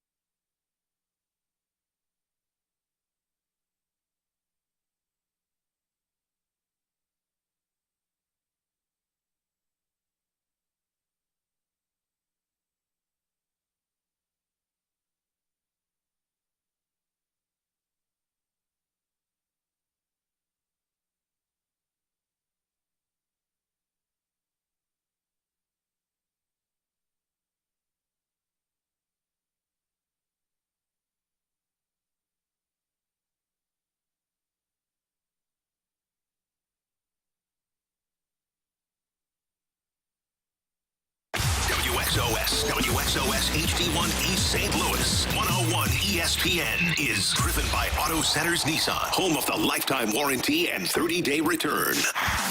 BK and Ferrario are broadcasting live from Blues Development Camp at the Centene Community Ice Center. Refreshed by Bud Light for the fans on game day. And by E&B Granite, Bernie Federko's only choice for granite countertops, cabinets, and flooring. Let's open it up. The Junk Drawer with BK and Ferrario. Brought to you by Fenton Bar and Grill. Best trust wings in Missouri. Dine in, carry out, 7 days a week.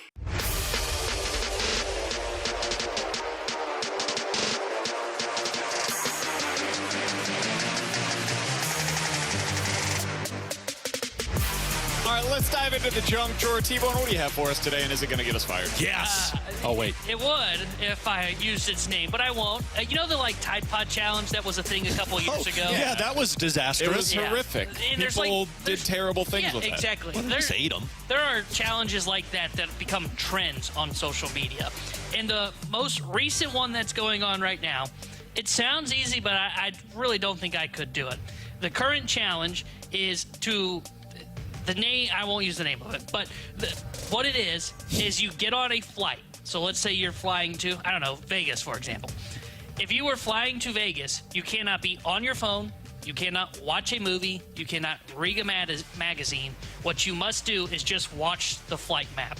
That is the new current trend on social media. Why is that a thing? I don't know. So I just have to be bored for my flight? You sit on a plane, and while Social you fly out... and people videotape them doing this? Yes, doing the challenge of watching... People watch? That is the better question. People watch me watching a flight? It doesn't become a trend unless somebody's watching it. It's become a challenge of you sit on a plane, and for your entire flight, all you do is watch the map in which you are traveling from point A to point B. Man, I need to stop having kids because I am very concerned about the future generations. What are you doing, man? What do you mean, could I do it? Could I sit there and be bored and stare at something? I've sat and watched the paint dry. Yes, I am. Have you? I feel like this is basically a test of do you have an issue with not doing anything? Yes, you can get away with for 2 hours sitting there and looking at something. What if it's a 6-hour flight? I have a 3-year-old. I wouldn't want to. I see no reason to do this. It's just a stupid challenge. I have a 3-year-old, a 2-year-old, and a newborn all the way. I sit in my house and stare at a wall for long periods of time without doing anything often. This isn't a trend. This is stupid. It is a trend. This is stupid. Hey, man, I'm not saying the trends that the kids are doing. How about rather than stare at a map and videotape yourself, you pick up a damn book and read it? No, that'd be boring. My bigger thing is, why are people watching this? What is intriguing about seeing somebody do nothing? Literally, the entire challenge is, hey, can you do nothing for the next 3 hours? Are you kidding me? And guess what? The funny thing is from what I've seen, is it's mostly like a TikTok trend. So, TikTok's not a long video. So, people are doing, oh, look, I'm doing this challenge where I'm starting to think videos 15 seconds cuts, they're going to a book right away. This is the dumbest thing I've ever heard. What is the viral video? You're just old, Brandon, okay? You're ruining fun. This is so ridiculous. I think this belongs on the 101 ESPN TikTok. If I saw somebody videotaping themselves on a plane, which technically if I'm videotaping myself doing it, I'm using my phone, so you're ruining the trend to begin with. Great point. But if I saw somebody videotaping themselves staring, I'd be like, what is happening right now? Are you okay, sir? I would approach that individual and be like, what are you doing? I just don't understand. Yeah, this trend's stupid because it's breaking the rule of what you're trying to accomplish. Man. Kids these days, am I right, BK? You're just as old. Remember when we would have fun and just go out and play sports or, come up with fun ideas? Up the hill both ways to school. I went to school in 2 feet of snow, Stood at the bus stop, waited in the rain. All right, I know you're old, but you're not that old, okay? I ain't going to listen to that blasphemy. Kind of. I just don't understand. All right, remember the automobile? What is the biggest hole that remains for the St. Louis Blues? And talent. How does the free agent class influence what the cost is going to be for Pavel Buchinger if the Blues want to re-sign him? We'll talk about that next year on 101 ESPN. Ooh, doggy, we got a party now. Listen to the St. Louis Blues prospects compete in the blue and white scrimmage during the team's annual development camp at Centene Community Ice Center. Tonight on 101 ESPN, Joey Vitale and Alex Ferrario will be on call live from the USA rink starting at 6 p.m. on 101 ESPN.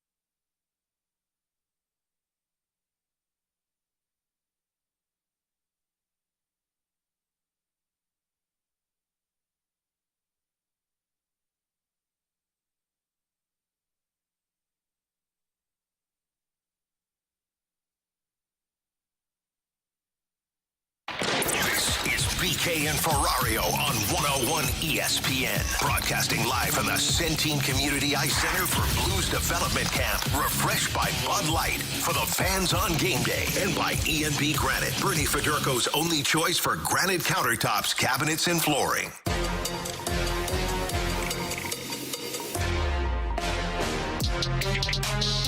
With Alex and T-Bone on BK, it looks like we are going to be joined right now in studio by yet another NHL prospect for the St. Louis Blues. We are out at Blues Development Camp at the Centene Community Ice Center in the E&B Granite Studios. And we are happy to be able to have some of these guys on the station with us today, Alex. Yeah, absolutely. It's always fun being out here every year, but they do a phenomenal job hooking us up with a lot of the prospects and getting to know these guys, which I know excite a lot of Blues fans for these next few upcoming seasons. And again, we got the prospect tournament tonight, or the scrimmage tonight, that we'll be broadcasting, so people can check that out online and, of course, come here in person and see it all. We've got Otto Stenberg now joining us in studio. Otto, how you doing today, man? We appreciate you hopping in. I'm good. How are you guys? Doing good, man. You excited to be back for another round of development camp? Yeah, super excited. It's always fun to come here and meet all the guys and train and just have fun. So super excited. Tell us a little bit about what the last year has been like for you, coming off of getting drafted by the Blues last year. What was this last year of development like for Otto Stenberg? It was the first year as a pro in Sweden, so it was a big step from playing juniors to have a full season with the men's. So I think I learned a lot and played in Frölunda until World Juniors, and then I played in the second league, 10 games in the regular season and then the playoffs. So it was super fun, and I think I had a good year and learned a lot. How different, Otto, are those levels over in Sweden, to where you mentioned you were in Frölunda, the Swedish Hockey League, and then the second tier down? How big of a difference is that? I mean, it's a different, but not that big. Yeah. It's both really good leagues, but different type of hockey. I mean, SHL is a lot of defense, and you have to play like super strict all over the ice, and Allsvenskan is a little bit more, you can play a little bit more like little free will. Yeah, exactly. But they're both good leagues. So yeah. You guys had a really good World Juniors team, and you had a lot of success there. What was that experience like for you, especially to be able to play with one of the other Blues prospects? Yeah, it was super fun to play in my home arena and home city. So it was a great tournament, and play with Theo was super fun, and he had a good tournament. So. Just super fun and something I'm going to remember for the rest of my life. I remember that last draft year, Otto. I was out there in Nashville, and I remember the excitement on your face when you and Lundstein were drafted in the same first round. Does that carry over once you guys go back to Sweden last year? And I know you're not playing on the same teams, but obviously still talking with each other throughout the development process? Yeah, we're talking almost every day. We are living pretty far from each other, but we had a good talk to each other during the season, and we just talk about everything, just play video games and just have fun. Yeah. We were talking to Dalibor Dvorsky yesterday, and he was mentioning that he has a really good relationship with Alexander Steen, and that's one of the guys that he talks to on the regular. When you're in communication with the Blues, who are some of the people that you talk with the most? I'm also talking to Steen. So we had great talks during the season, and just talk about the games and how I'm feeling and what I can do better and stuff like that. So it was super good to have a guy like him. So it was super fun. Do you get personal advice from them throughout the season playing over in Sweden of specific things to work on, specific things that you're trying to fine tune before you get to the off season and then come to development camp and then of course training camp? Yeah, I had.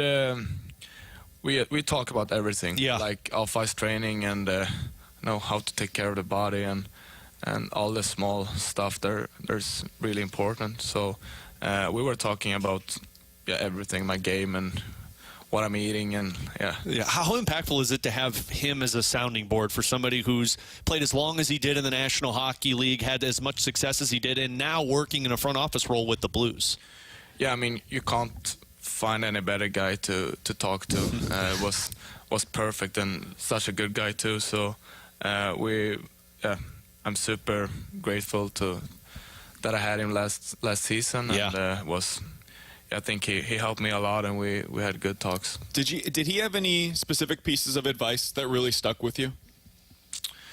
Yeah, we talk a lot. I mean, the forecheck in Sweden is big different to here because of the bigger ice. Mm-hmm. So we talked about small things like how to act with your stick and small things that you never have been thinking on before. So that was one thing that I took with me, and I think I improved a lot. Otto, I remember on the broadcast throughout that World Junior Tournament, there were a lot of analysts that were talking about your leadership role and just kind of how you fit in so well with that Team Sweden. Is that something you pride yourself on, is the leadership style of hockey? Yeah, I think so. I've always, been one of the captains in every team that I've been play with. So I think that's just me. That's just how I am as a person, and how I am in a team. So I think it fit me pretty well, and I feel pretty comfortable with it. So yeah. Otto Stenberg is joining us here on 101 ESPN. Otto, what does it look like from here for you? Like right now, you're at the development camp. You guys have the scrimmage later on tonight. Alex is going to be on the broadcast for that for you guys. What happens next? What does the next few months look like for Otto Stenberg? I'm going home tomorrow for 3 weeks, and then we had national team tournament in Plymouth in Detroit. Okay.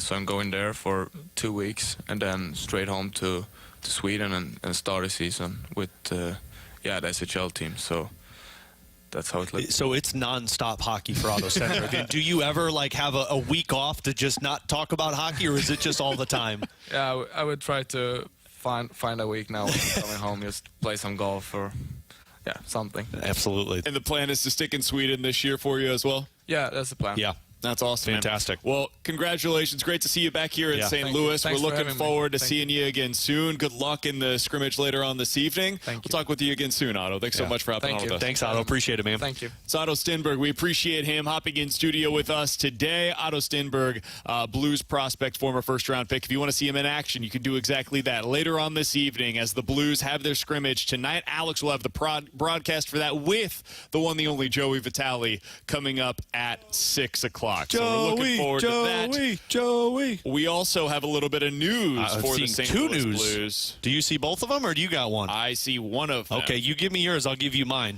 It sounds like the Blues have made a trade with Mathieu Joseph. Oh, I got a different one. To be a new St. Louis Blue, a right winger from the Senators, previously with Tampa Bay, had 35 points last season. He is 27 years old.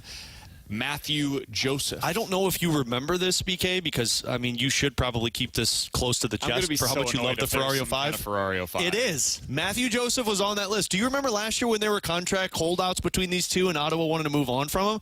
Mathieu Joseph was one of the guys that I brought up. Now, this is not a top 6 guy, but he's got third line. He's honestly kind of like what Alexander Texier is, that they acquired from Columbus Blue Jackets, but this is more in line with what they were trying to keep in that age bracket. Now, he's got $2.9 million tied in with this year and next year, and then he's a UFA. The other guy that I brought up that I wasn't sure if you saw this, they got Radek Faksa from the Dallas Stars. Now, this is a 6'3" centerman, 215 pounds, who did not play the entirety of the playoffs last year, but if you remember back in 2000, that cup run between the Blues and the Stars in the second round, this was the guy that they were using like a second, third line centerman role. Now, he's older. This is 30 years old. This feels like the replacement for Kevin Hayes. I don't know what his cap hit is. I have to pull it up on 3.2. So you're bringing in a little bit more money with these. I haven't seen what the return is for the trade either. Well, you getting angry? I don't get it. I don't understand why you're getting angry, man. I like the Mathieu Joseph one. Mathieu Joseph one. He's interesting. Makes a lot of sense. I like that one. The other one? And the other one, Brandon? How many more years does Faksa have? 1. So this year is it? Mm-hmm. Okay, so it's basically Jakub Vrana. Yes. If we can't bring back Vrana, why not bring him in? So we're going to get into this on the other side. Well, there's a tease. God, you hear his tone already. Take a deep breath. We'll get into this on the other side. Why trade a second-round pick with Kevin Hayes? I'm going to hate it if there's a third-round pick to trade for one of these guys. Just to go out and acquire another big, relatively slow 31-year-old centerman to come in and be your middle six center. I just don't understand it. Doesn't make sense to me. We'll get into that next year on 101 ESPN. Kickstart your mornings with the opening drive on 101 ESPN. Get in the know first on everything St. Louis sports with Brooke Grimsley, Dan McLaughlin, and Randy Carricker. The opening drive, weekday mornings from 7 to 10 on 101 ESPN. The opening drive is presented by Sumner One.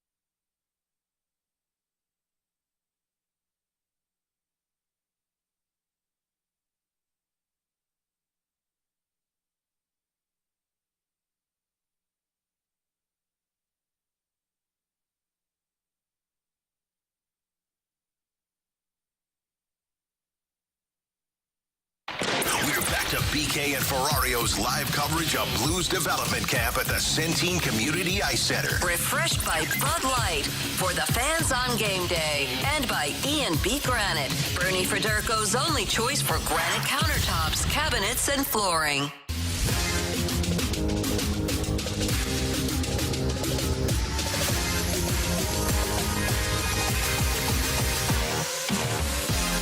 So we have some news for the St. Louis Blues. They sat out yesterday in free agency, but they have made a couple of moves now today when it comes to their forwards. With Alex and T-Bone on BK, we've got Bradford Bruns back in the studio for us today. We're broadcasting live at the E&B Granite Studios at the Centene Community Ice Center, where the Blues are hosting their development camp. And coming up here in just a little bit, we'll be joined by yet another player at Blues development camp. But we got to talk about a couple of these moves. The Blues have traded for Mathieu Joseph. Now, he is a former center, former Tampa Bay Lightning as well. And they've sent just future considerations, otherwise known as, they're getting him for nothing. And they are going to be getting a draft pick along with Mathieu Joseph. I love this move, Alex. I do too. Let's start here because this is, I think, a really positive move for the Blues. Mathieu Joseph is expected to make, he's slated to make $2.9 million this year and next. Very little in terms of the cap that you're giving him for a middle six forward. He's 27 years old, so he fits into the timeline that the Blues have been talking about. Over the past few seasons, when healthy, he's been a consistent 10 to 15 goal scorer. And last year, he actually had a bit of an offensive breakout. Had 35 points for Ottawa. Now, I'm not telling you he's something that he's not. Third-line winger. That's what you're expecting here. Can you be a third-line right winger for the Blues? And based on everything I see so far, and I'm not going to be a fraud, I haven't watched a lot of Mathieu Joseph, but everything that I've seen in terms of the data, looks like a pretty solid return for the Blues, honestly. Yeah, I like this. I mean, the reason I brought up Mathieu Joseph last year was because he was a role player for the Ottawa Senators, that they were using him when he won the Stanley Cup with Tampa Bay. He was a fourth-line center for them that played, or a fourth-line winger for them played with physicality. To me, this is a really good move. This is what we talked about with the Blues of utilizing your asset, which is cap space. 100%. You're going to you fix and fill, depending on what the pick compensation is, what you traded away of getting rid of a player that didn't match with your roster and bring in a guy who's got a little bit of upside, you're hoping, but more than anything, you round out your bottom six with a guy that plays more to the style north-south that you're hoping to accomplish. And on top of it, you're holding another team ransom because they've got to get rid of that. And guess what? If you want to get rid of that money so you can use it elsewhere, you're going to be paying me for it. So what the Blues paid to get rid of Kevin Hayes, my assumption is they're getting that in return for these guys that are salary cap dumps. Now, my take on Kevin Hayes changes a lot if that's the case. Yeah. I just want to make that very clear. Now, I don't know if a team's going to pay a second-round pick, but are you getting a third-round pick for him? I mean, you should get something close to that. Yeah, if you had to pay a second-round pick to be able to get off of $3 million. Detroit gave up a second round for $3 million on Wallman's deal as well. And honestly, if you get 2 third-round picks for these two moves, like the other thing, it's probably worth noting. I doubt you're getting a second-round pick for Faksa. No, that's probably Faksa. It's probably like a fourth-round pick, something like lower. But Dallas is more in a critical position. Now I'm getting excited like BK. Dallas is in a more crucial position because they've got to do it on an offer sheet, and on top of it, they also need to find a way to offset that salary that's coming in the other direction. Yeah. Mathieu Joseph, meanwhile, is $3 million for each of the next couple of seasons, so there's potentially more of a return there. So the big moves for the St. Louis Blues just announced a little bit ago. Mathieu Joseph has been traded to the Blues from Ottawa. 2 years left on his deal at $3 million per season. He is a right winger, probably going to fit into the middle six. That is one of the moves. They also have traded for Radek Faksa. He is a centerman. He could potentially be a fourth-line center for you, especially as Oscar Sundqvist gets back to full health. Also another big body, 6'3", and Mathieu Joseph 6'1". Plays with some physicality. 1 year, $3.25 million is what he has left on his deal. We are broadcasting live at the E&V Granite Studios, where the St. Louis Blues are hosting their development camp this week, and we are happy to be joined in studio by another prospect. It's great to have all these guys come through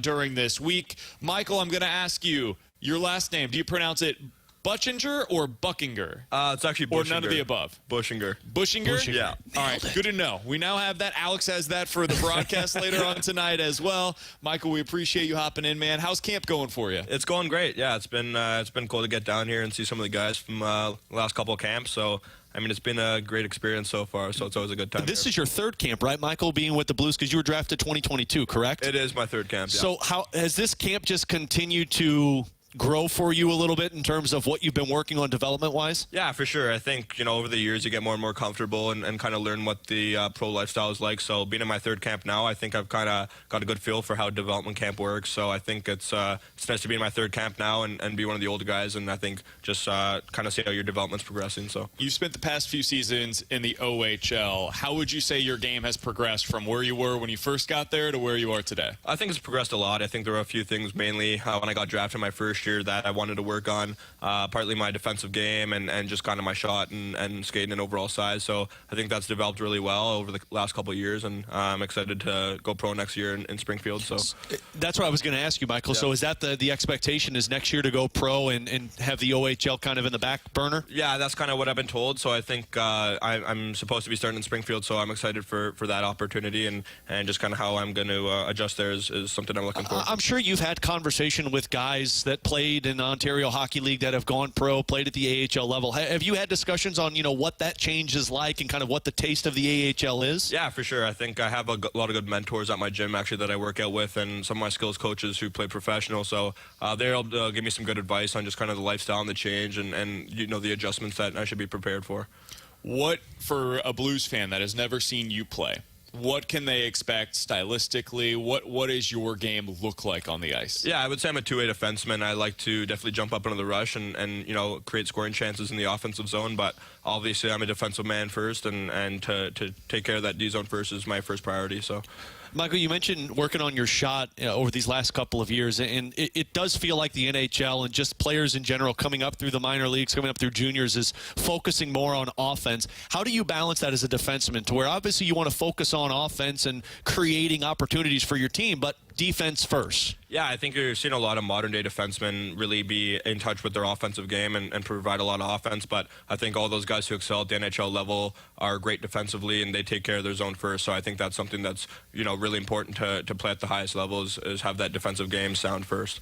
Who has really stood out to you so far? I know it's only been a day or so that you guys have been out here, but who has stood out to you so far in terms of the guys that you've been playing with on the ice? Yeah, I think obviously Theo Lindstein's looked great. I mean, he's a great skater, very smart player, and a great defenseman. Jimmy Snuggerud, obviously, he's a great player as well, and this is my third camp with him, so he's a good friend as well. So he's a good player, and obviously Dvorsky's a very smart player and highly skilled. So I think some of those main guys are fun to watch, fun to play with. So. What's it like playing against these guys throughout the junior hockey season? Because I'm sure you went up against Dvorsky with his team every once in a while throughout the OHL season. Yeah, it's fun. I mean, there's always that competitive level that you kind of want to outshine or win a game or whatever. But I mean, it's always pretty fun. It's always pretty competitive. So it's cool to come back to camp and be friends now. But what's your conversations like with other prospects throughout the season? Obviously, you guys get to know each other a little bit here, but through the season, how much are you guys able to communicate with one another? A good amount. I think, every now and then just kind of reaching out and checking in how the guys' seasons are going and, what their plan is for development camp or the following year. So I think there's a lot of guys I've met through camps who, are going to be playing in Springfield or maybe coming down early before camp to train. So just kind of, reaching out to those guys and getting a feel for who's going to be down here earlier and stuff like that. Is that the excitement level to where you start to see all of these different guys that are playing at different levels, whether it is juniors, overseas, and start to see that they're all kind of acclimating at the same time that could be at the AHL with you? Yeah, it's really cool. I think, there's a lot of guys, coming to North America now from Europe and, a lot of really good guys who have kind of made good relationships with. So it's fun to see these guys succeeding as well and coming over. A lot of us have been in the same draft class, so it's cool to be a part of that with them. Last question I've got for you. It sounds like yesterday you guys were able to play a little pickleball. Oh, yeah. What's the pickleball game? On your pickleball game? That was the first time I've actually ever played pickleball. I was okay. There's a couple guys who were pretty dialed. Tanner Dickinson's a player. Marc-Andre Gaudet can play too. So some of the coaches were pretty dialed into. So. And none of them ever tell you that they can play pickleball, right? Until they walk onto the court and they're like, oh, yeah, I'm actually pretty good at this. Yeah, exactly. A lot of sandbaggers out there. So. Michael Buchinger is a left-handed defenseman. You'll be able to see him on the ice later on this evening as they've got their scrimmage taking place. Alex is going to be on the call for that. Hey, Michael, we appreciate you hopping over with us, man. Great to see you in studio today. We'll talk with you again soon, my man. Thank you very much, guys. Thanks, Michael. We'll see you out there. It's Michael Buchinger. Appreciate him hopping in with us. Defenseman for the St. Louis Blues, former third-round pick for them in the 2022 draft. Now taking part this week in the Blues development camp. So appreciate him stopping by. We do have a little bit more in terms of the details on the Blues trade with Ottawa. I have not seen any more details, Alex, on the Dallas Stars trade, but what do you have details-wise? So Dallas-wise, it looks like it's just future considerations that they're getting from them with the Dallas Stars. And in the Senators trade, they will receive a 2025 third-round pick along with the player they acquired in Joseph. Yeah, Mathieu Joseph. Yeah. So the other one is just... Fox says just future considerations, they said, with the Dallas Stars. That one I'm a little surprised by. So they don't get anything for taking him on? No. Nope. Still confused by that one. I am the Mathieu Joseph one, I have zero qualms with. It only cost Honestly, us $5. Best move of the Blues offseason so far is is the Joseph move. Yeah, I mean, look, that move. I like both of these moves, to be honest with you. And I understand you're taking on $3 million, but he's a UFA after this season, and you know what? We just lived this. So I'm confused by Alex is why trade the second-round pick with Kevin Hayes and then make this move? Why not just have Kevin Hayes play the role that you want Faksa to play this year? Because now you've got $6 million tied up in two guys and one sitting in the press box, not just every once in a while. Don't make this move. Just don't trade for him. This is a better player than Kevin Hayes. Are we positive on that? I mean, he skates faster than Kevin Hayes. To me, I think don't know that's how much faster. The data says that it's not all that different. I've seen more of Radek Faksa than what I saw with Kevin Hayes for the Blues. I mean, the guy has played with Dallas pretty much his entire career.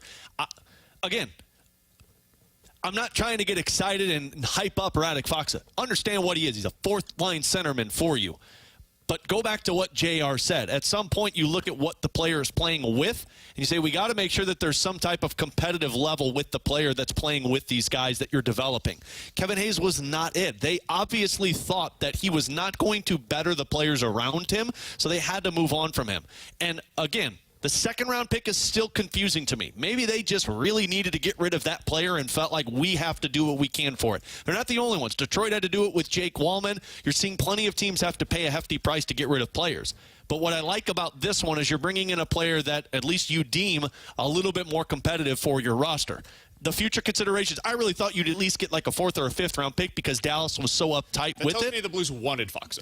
Yeah. Which this was not a salary dump. This is the Blues saying we would like to get this specific player. Yeah. Which I mean, I can't blame him. In a vacuum, I don't hate the trade. You're rounding out your bottom six. The other thing too, you brought up Hayes' salary earlier. Like maybe it's a salary dump, not just the cap hit, but the salary dump. The cash. They're saving $3 million with Ratska compared to Kevin Hayes in cash alone, not just the cap hit, but in cash alone, they're saving about $3 million. Okay, so if you missed it.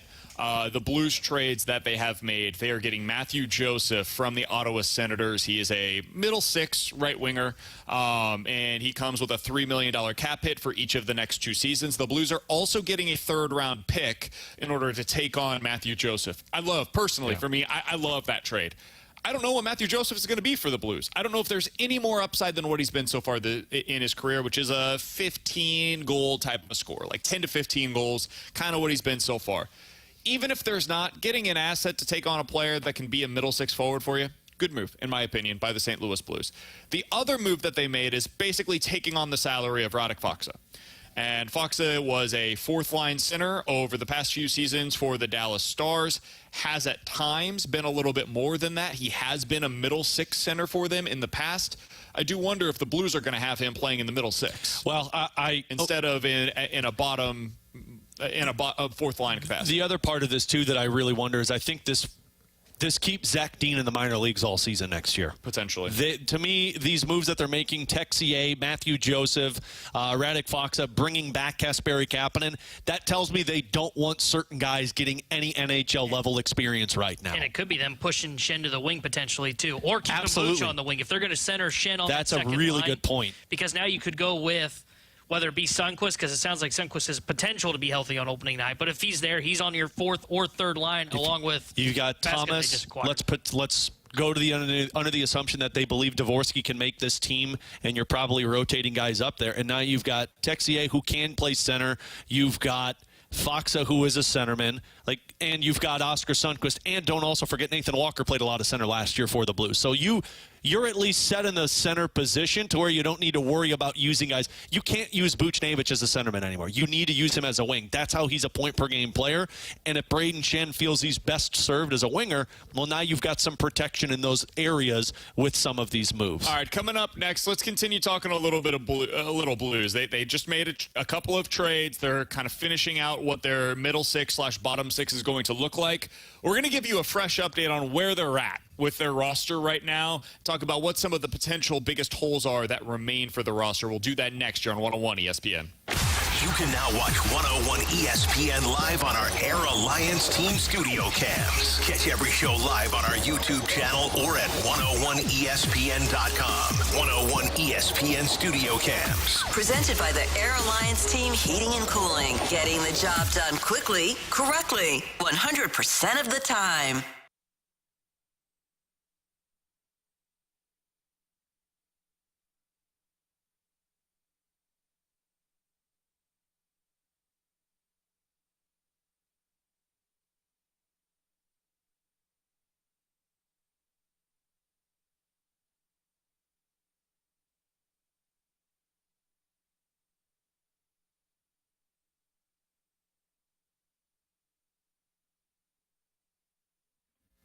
Hey, it's BK. I got to tell you about my friends over at Victory Men's Health. If you woke up today and said to yourself, man, I don't have the same energy that I once did, or you're following around the kiddos at home and you're getting tired quicker, or you're just not getting the same out of your workouts as you once did.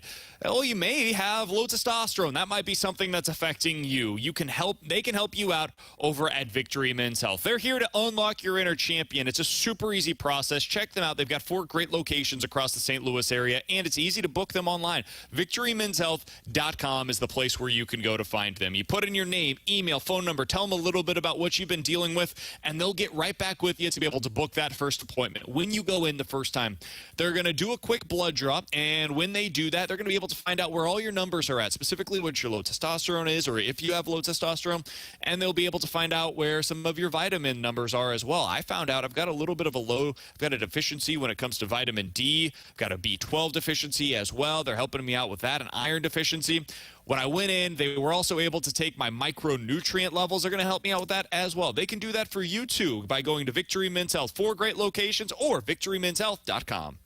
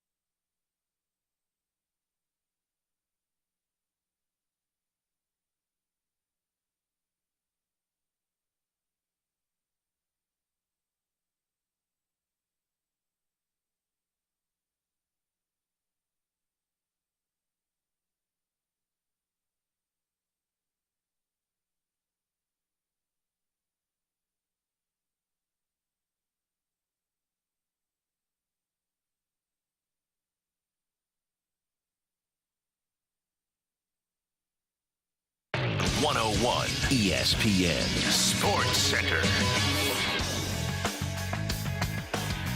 Blue and white scrimmage drawing closer. I'm Bradford Bruns with a Sports Center update brought to you by Saliga Heating and Cooling. About 4.5 hours from now, post Fast Lane, the puck drops once more on 101 ESPN. Scrimmage action featuring those no prospects participating in development camp will air at 6 p.m. Alex Ferrario and Joey Vitale guide you through the festivities. St. Louis also knows its home opener opponent. That would be Minnesota, October 15th. Complete regular season schedule info Available for your consumption as well. Just visit 101ESPN.com. Baseball, we have Cardinals Pirates looming. First pitch unfolds shortly after 5:30. Kyle Gibson pursues win number 6, while Mitch Keller grabs Pittsburgh's starting assignment. Elsewhere, Central leading Milwaukee opposes National League worst Colorado. The Sports Center update was brought to you by Saliga Heating and Cooling, an independent American Standard heating and air conditioning dealer.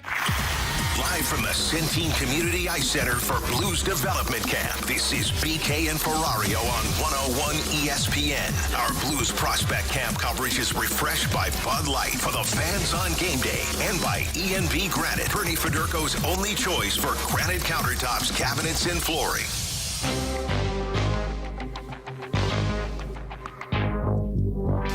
All right, if you missed the news, the Blues have made a couple of trades. They're rounding out their middle 6, bottom 6 forwards. Radek Faksa is now with St. Louis Blues, 30 years old, formerly with the Dallas Stars. Very good on the faceoff dot. Has been a middle 6 forward for them at times over the past few seasons. Last year was mostly at a fourth-line capacity. The Blues did not give up anything. They're just taking on the salary. It's about $3 million for the upcoming season.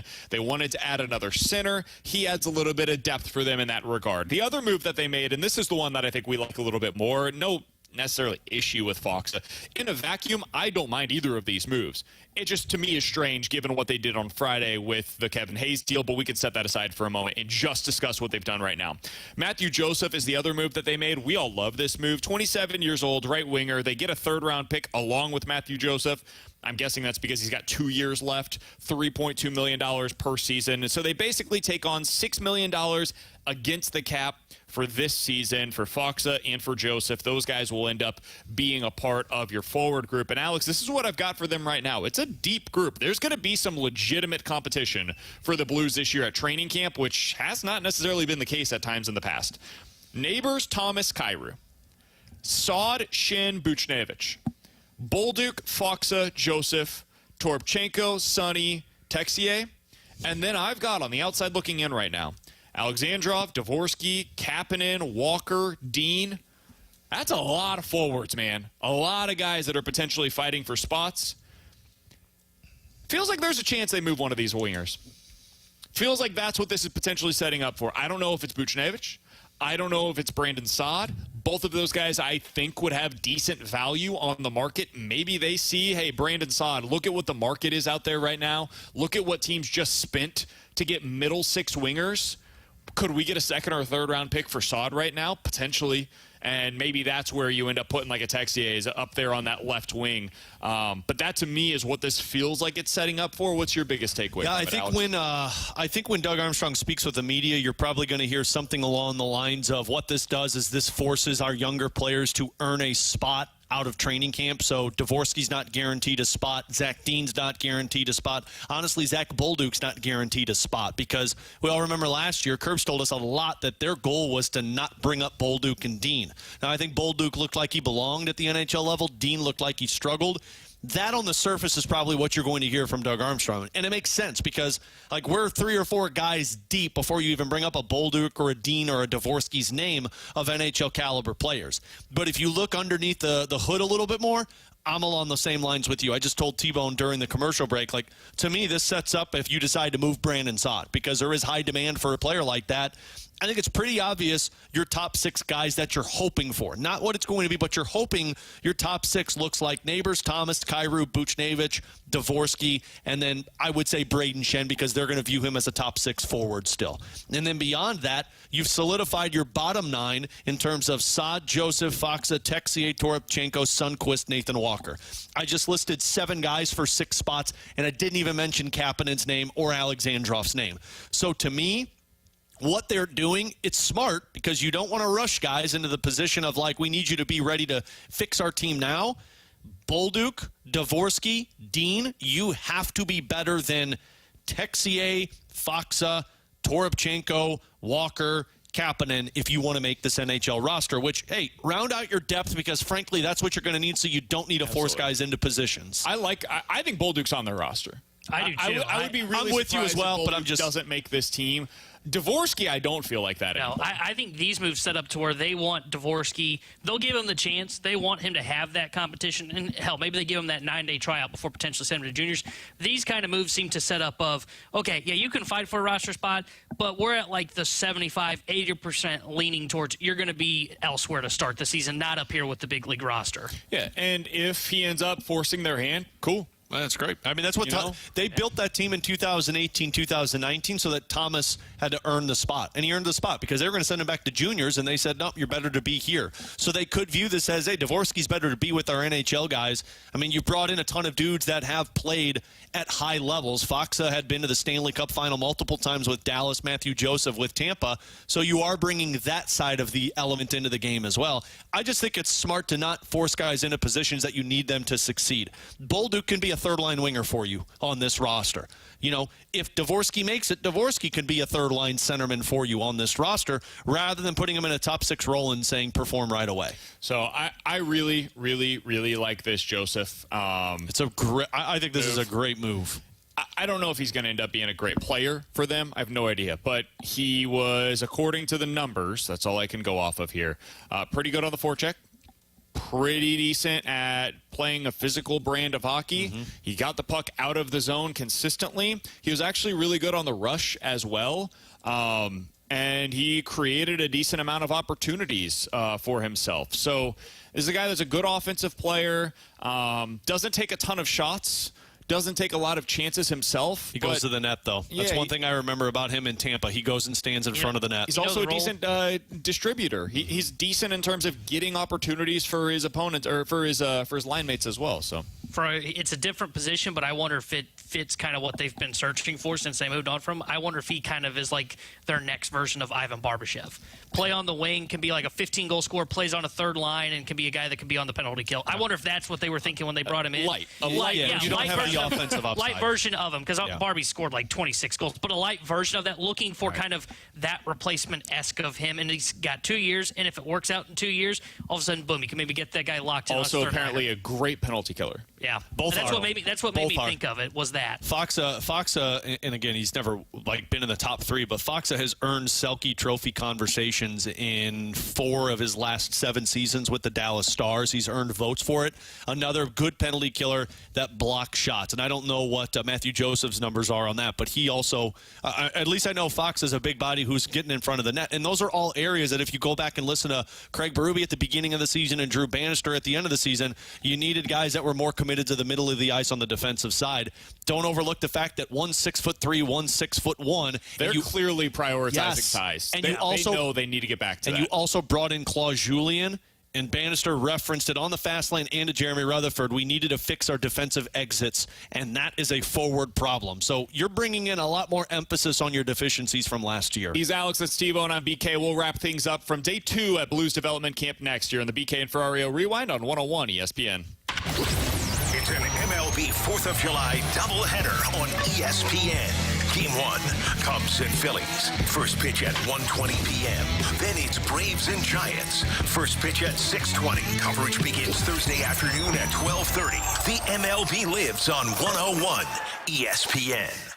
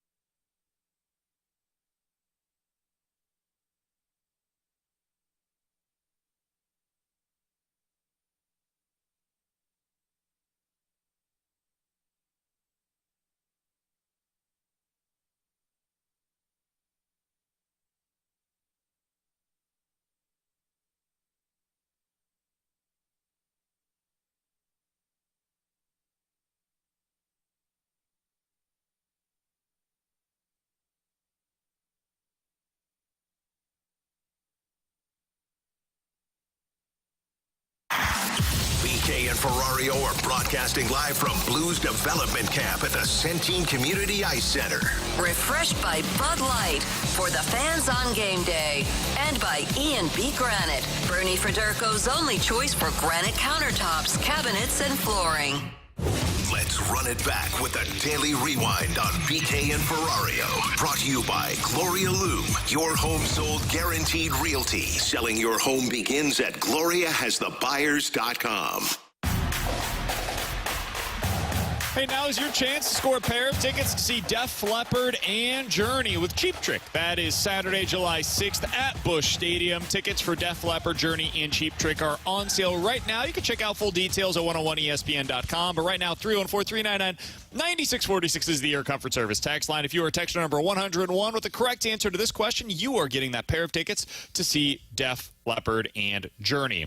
Earlier today in the Junk Drawer, T-Bone brought up that there is some kind of a challenge that's taking place right now. Where is it taking place? It's on I'll say an automobile. What kind of automobile is it on? If you have the correct answer to that in your texter number 101, you are sure getting. That's an automobile. Is that an automobile? I don't think so. Do you remember the Junk Drawer? I'm pretty sure it's not classified. That's totally not an automobile. Yeah, I'm not sure it's classified as an automobile. Technically it is a mobile. Okay. Automobile. It is very mobile. It is a vehicle. It's technically, though, it is automatic. People know what I'm talking about. You could put it into automatic. Hope you heard the Junk Drawer. Yeah, if you didn't listen, you have no clue. They know what I'm talking about. They know. Do they? By the way, you can check out the Fast Lane at the Home Run Derby. We're not a part of it this year. Against the Rizzuto Show, softball Home Run Derby hosted by the O'Fallon Hoots. It's coming up on July the 27th at CarShield Field in O'Fallon. Rick Ankiel's going to be there. Brian Jordan's going to be there. More Major League Baseball alumni are going to be there. You can get your tickets right now at 101ESPN.com. GA tickets on sale for just $15. Alex, today is our last day out here at Development Camp. The Fast Lane's going to be here tomorrow. You're going to be on the call for the Blues Development Camp scrimmage later on this evening. Biggest takeaway from the last couple of days being out here is what? They've got some interesting prospects, and I know we haven't gotten to talk to all of them, but we've talked to a lot of the big names in Dvorsky and Snuggerud. Today we got to catch up with Dylan Peterson. You're starting to see the size that they've put together. So it feels like, and we'll see later on tonight with this scrimmage, that the Blues are at least in good hands future-wise. And I think the bigger takeaway that we learned today after these moves with Dallas and Ottawa is the Blues are shoring up their bottom six. They're adding the depth that is needed. And now I wonder what other moves could be made because they've got the cap space to do it. I still think you need a centerman so that you don't have to rely on Dalibor Dvorsky or Braden Shen, and I think you need to fix your defense. Be interesting to hear what Jamie Rivers has to say about that later on this afternoon on the Fast Lane. Super excited to hear their take on the couple of trades that the Blues have made recently as well. It seems clear that size has become a priority once again for the St. Louis Blues based on their draft and what they have done with the last couple of trades. For Alex and T-Bone, I'm BK. Bradford Bruns has done a fantastic job for us back in the studio the last couple of days as well. We'll be back in studio tomorrow. We'll talk to you guys then here on 101 ESPN. Is that all, sir? Yep, all I can afford. Price check on ED Meds. Manager to the front, please. Paying too much for your ED Meds? Want discreet, convenient pickup or free delivery to your home or workplace? The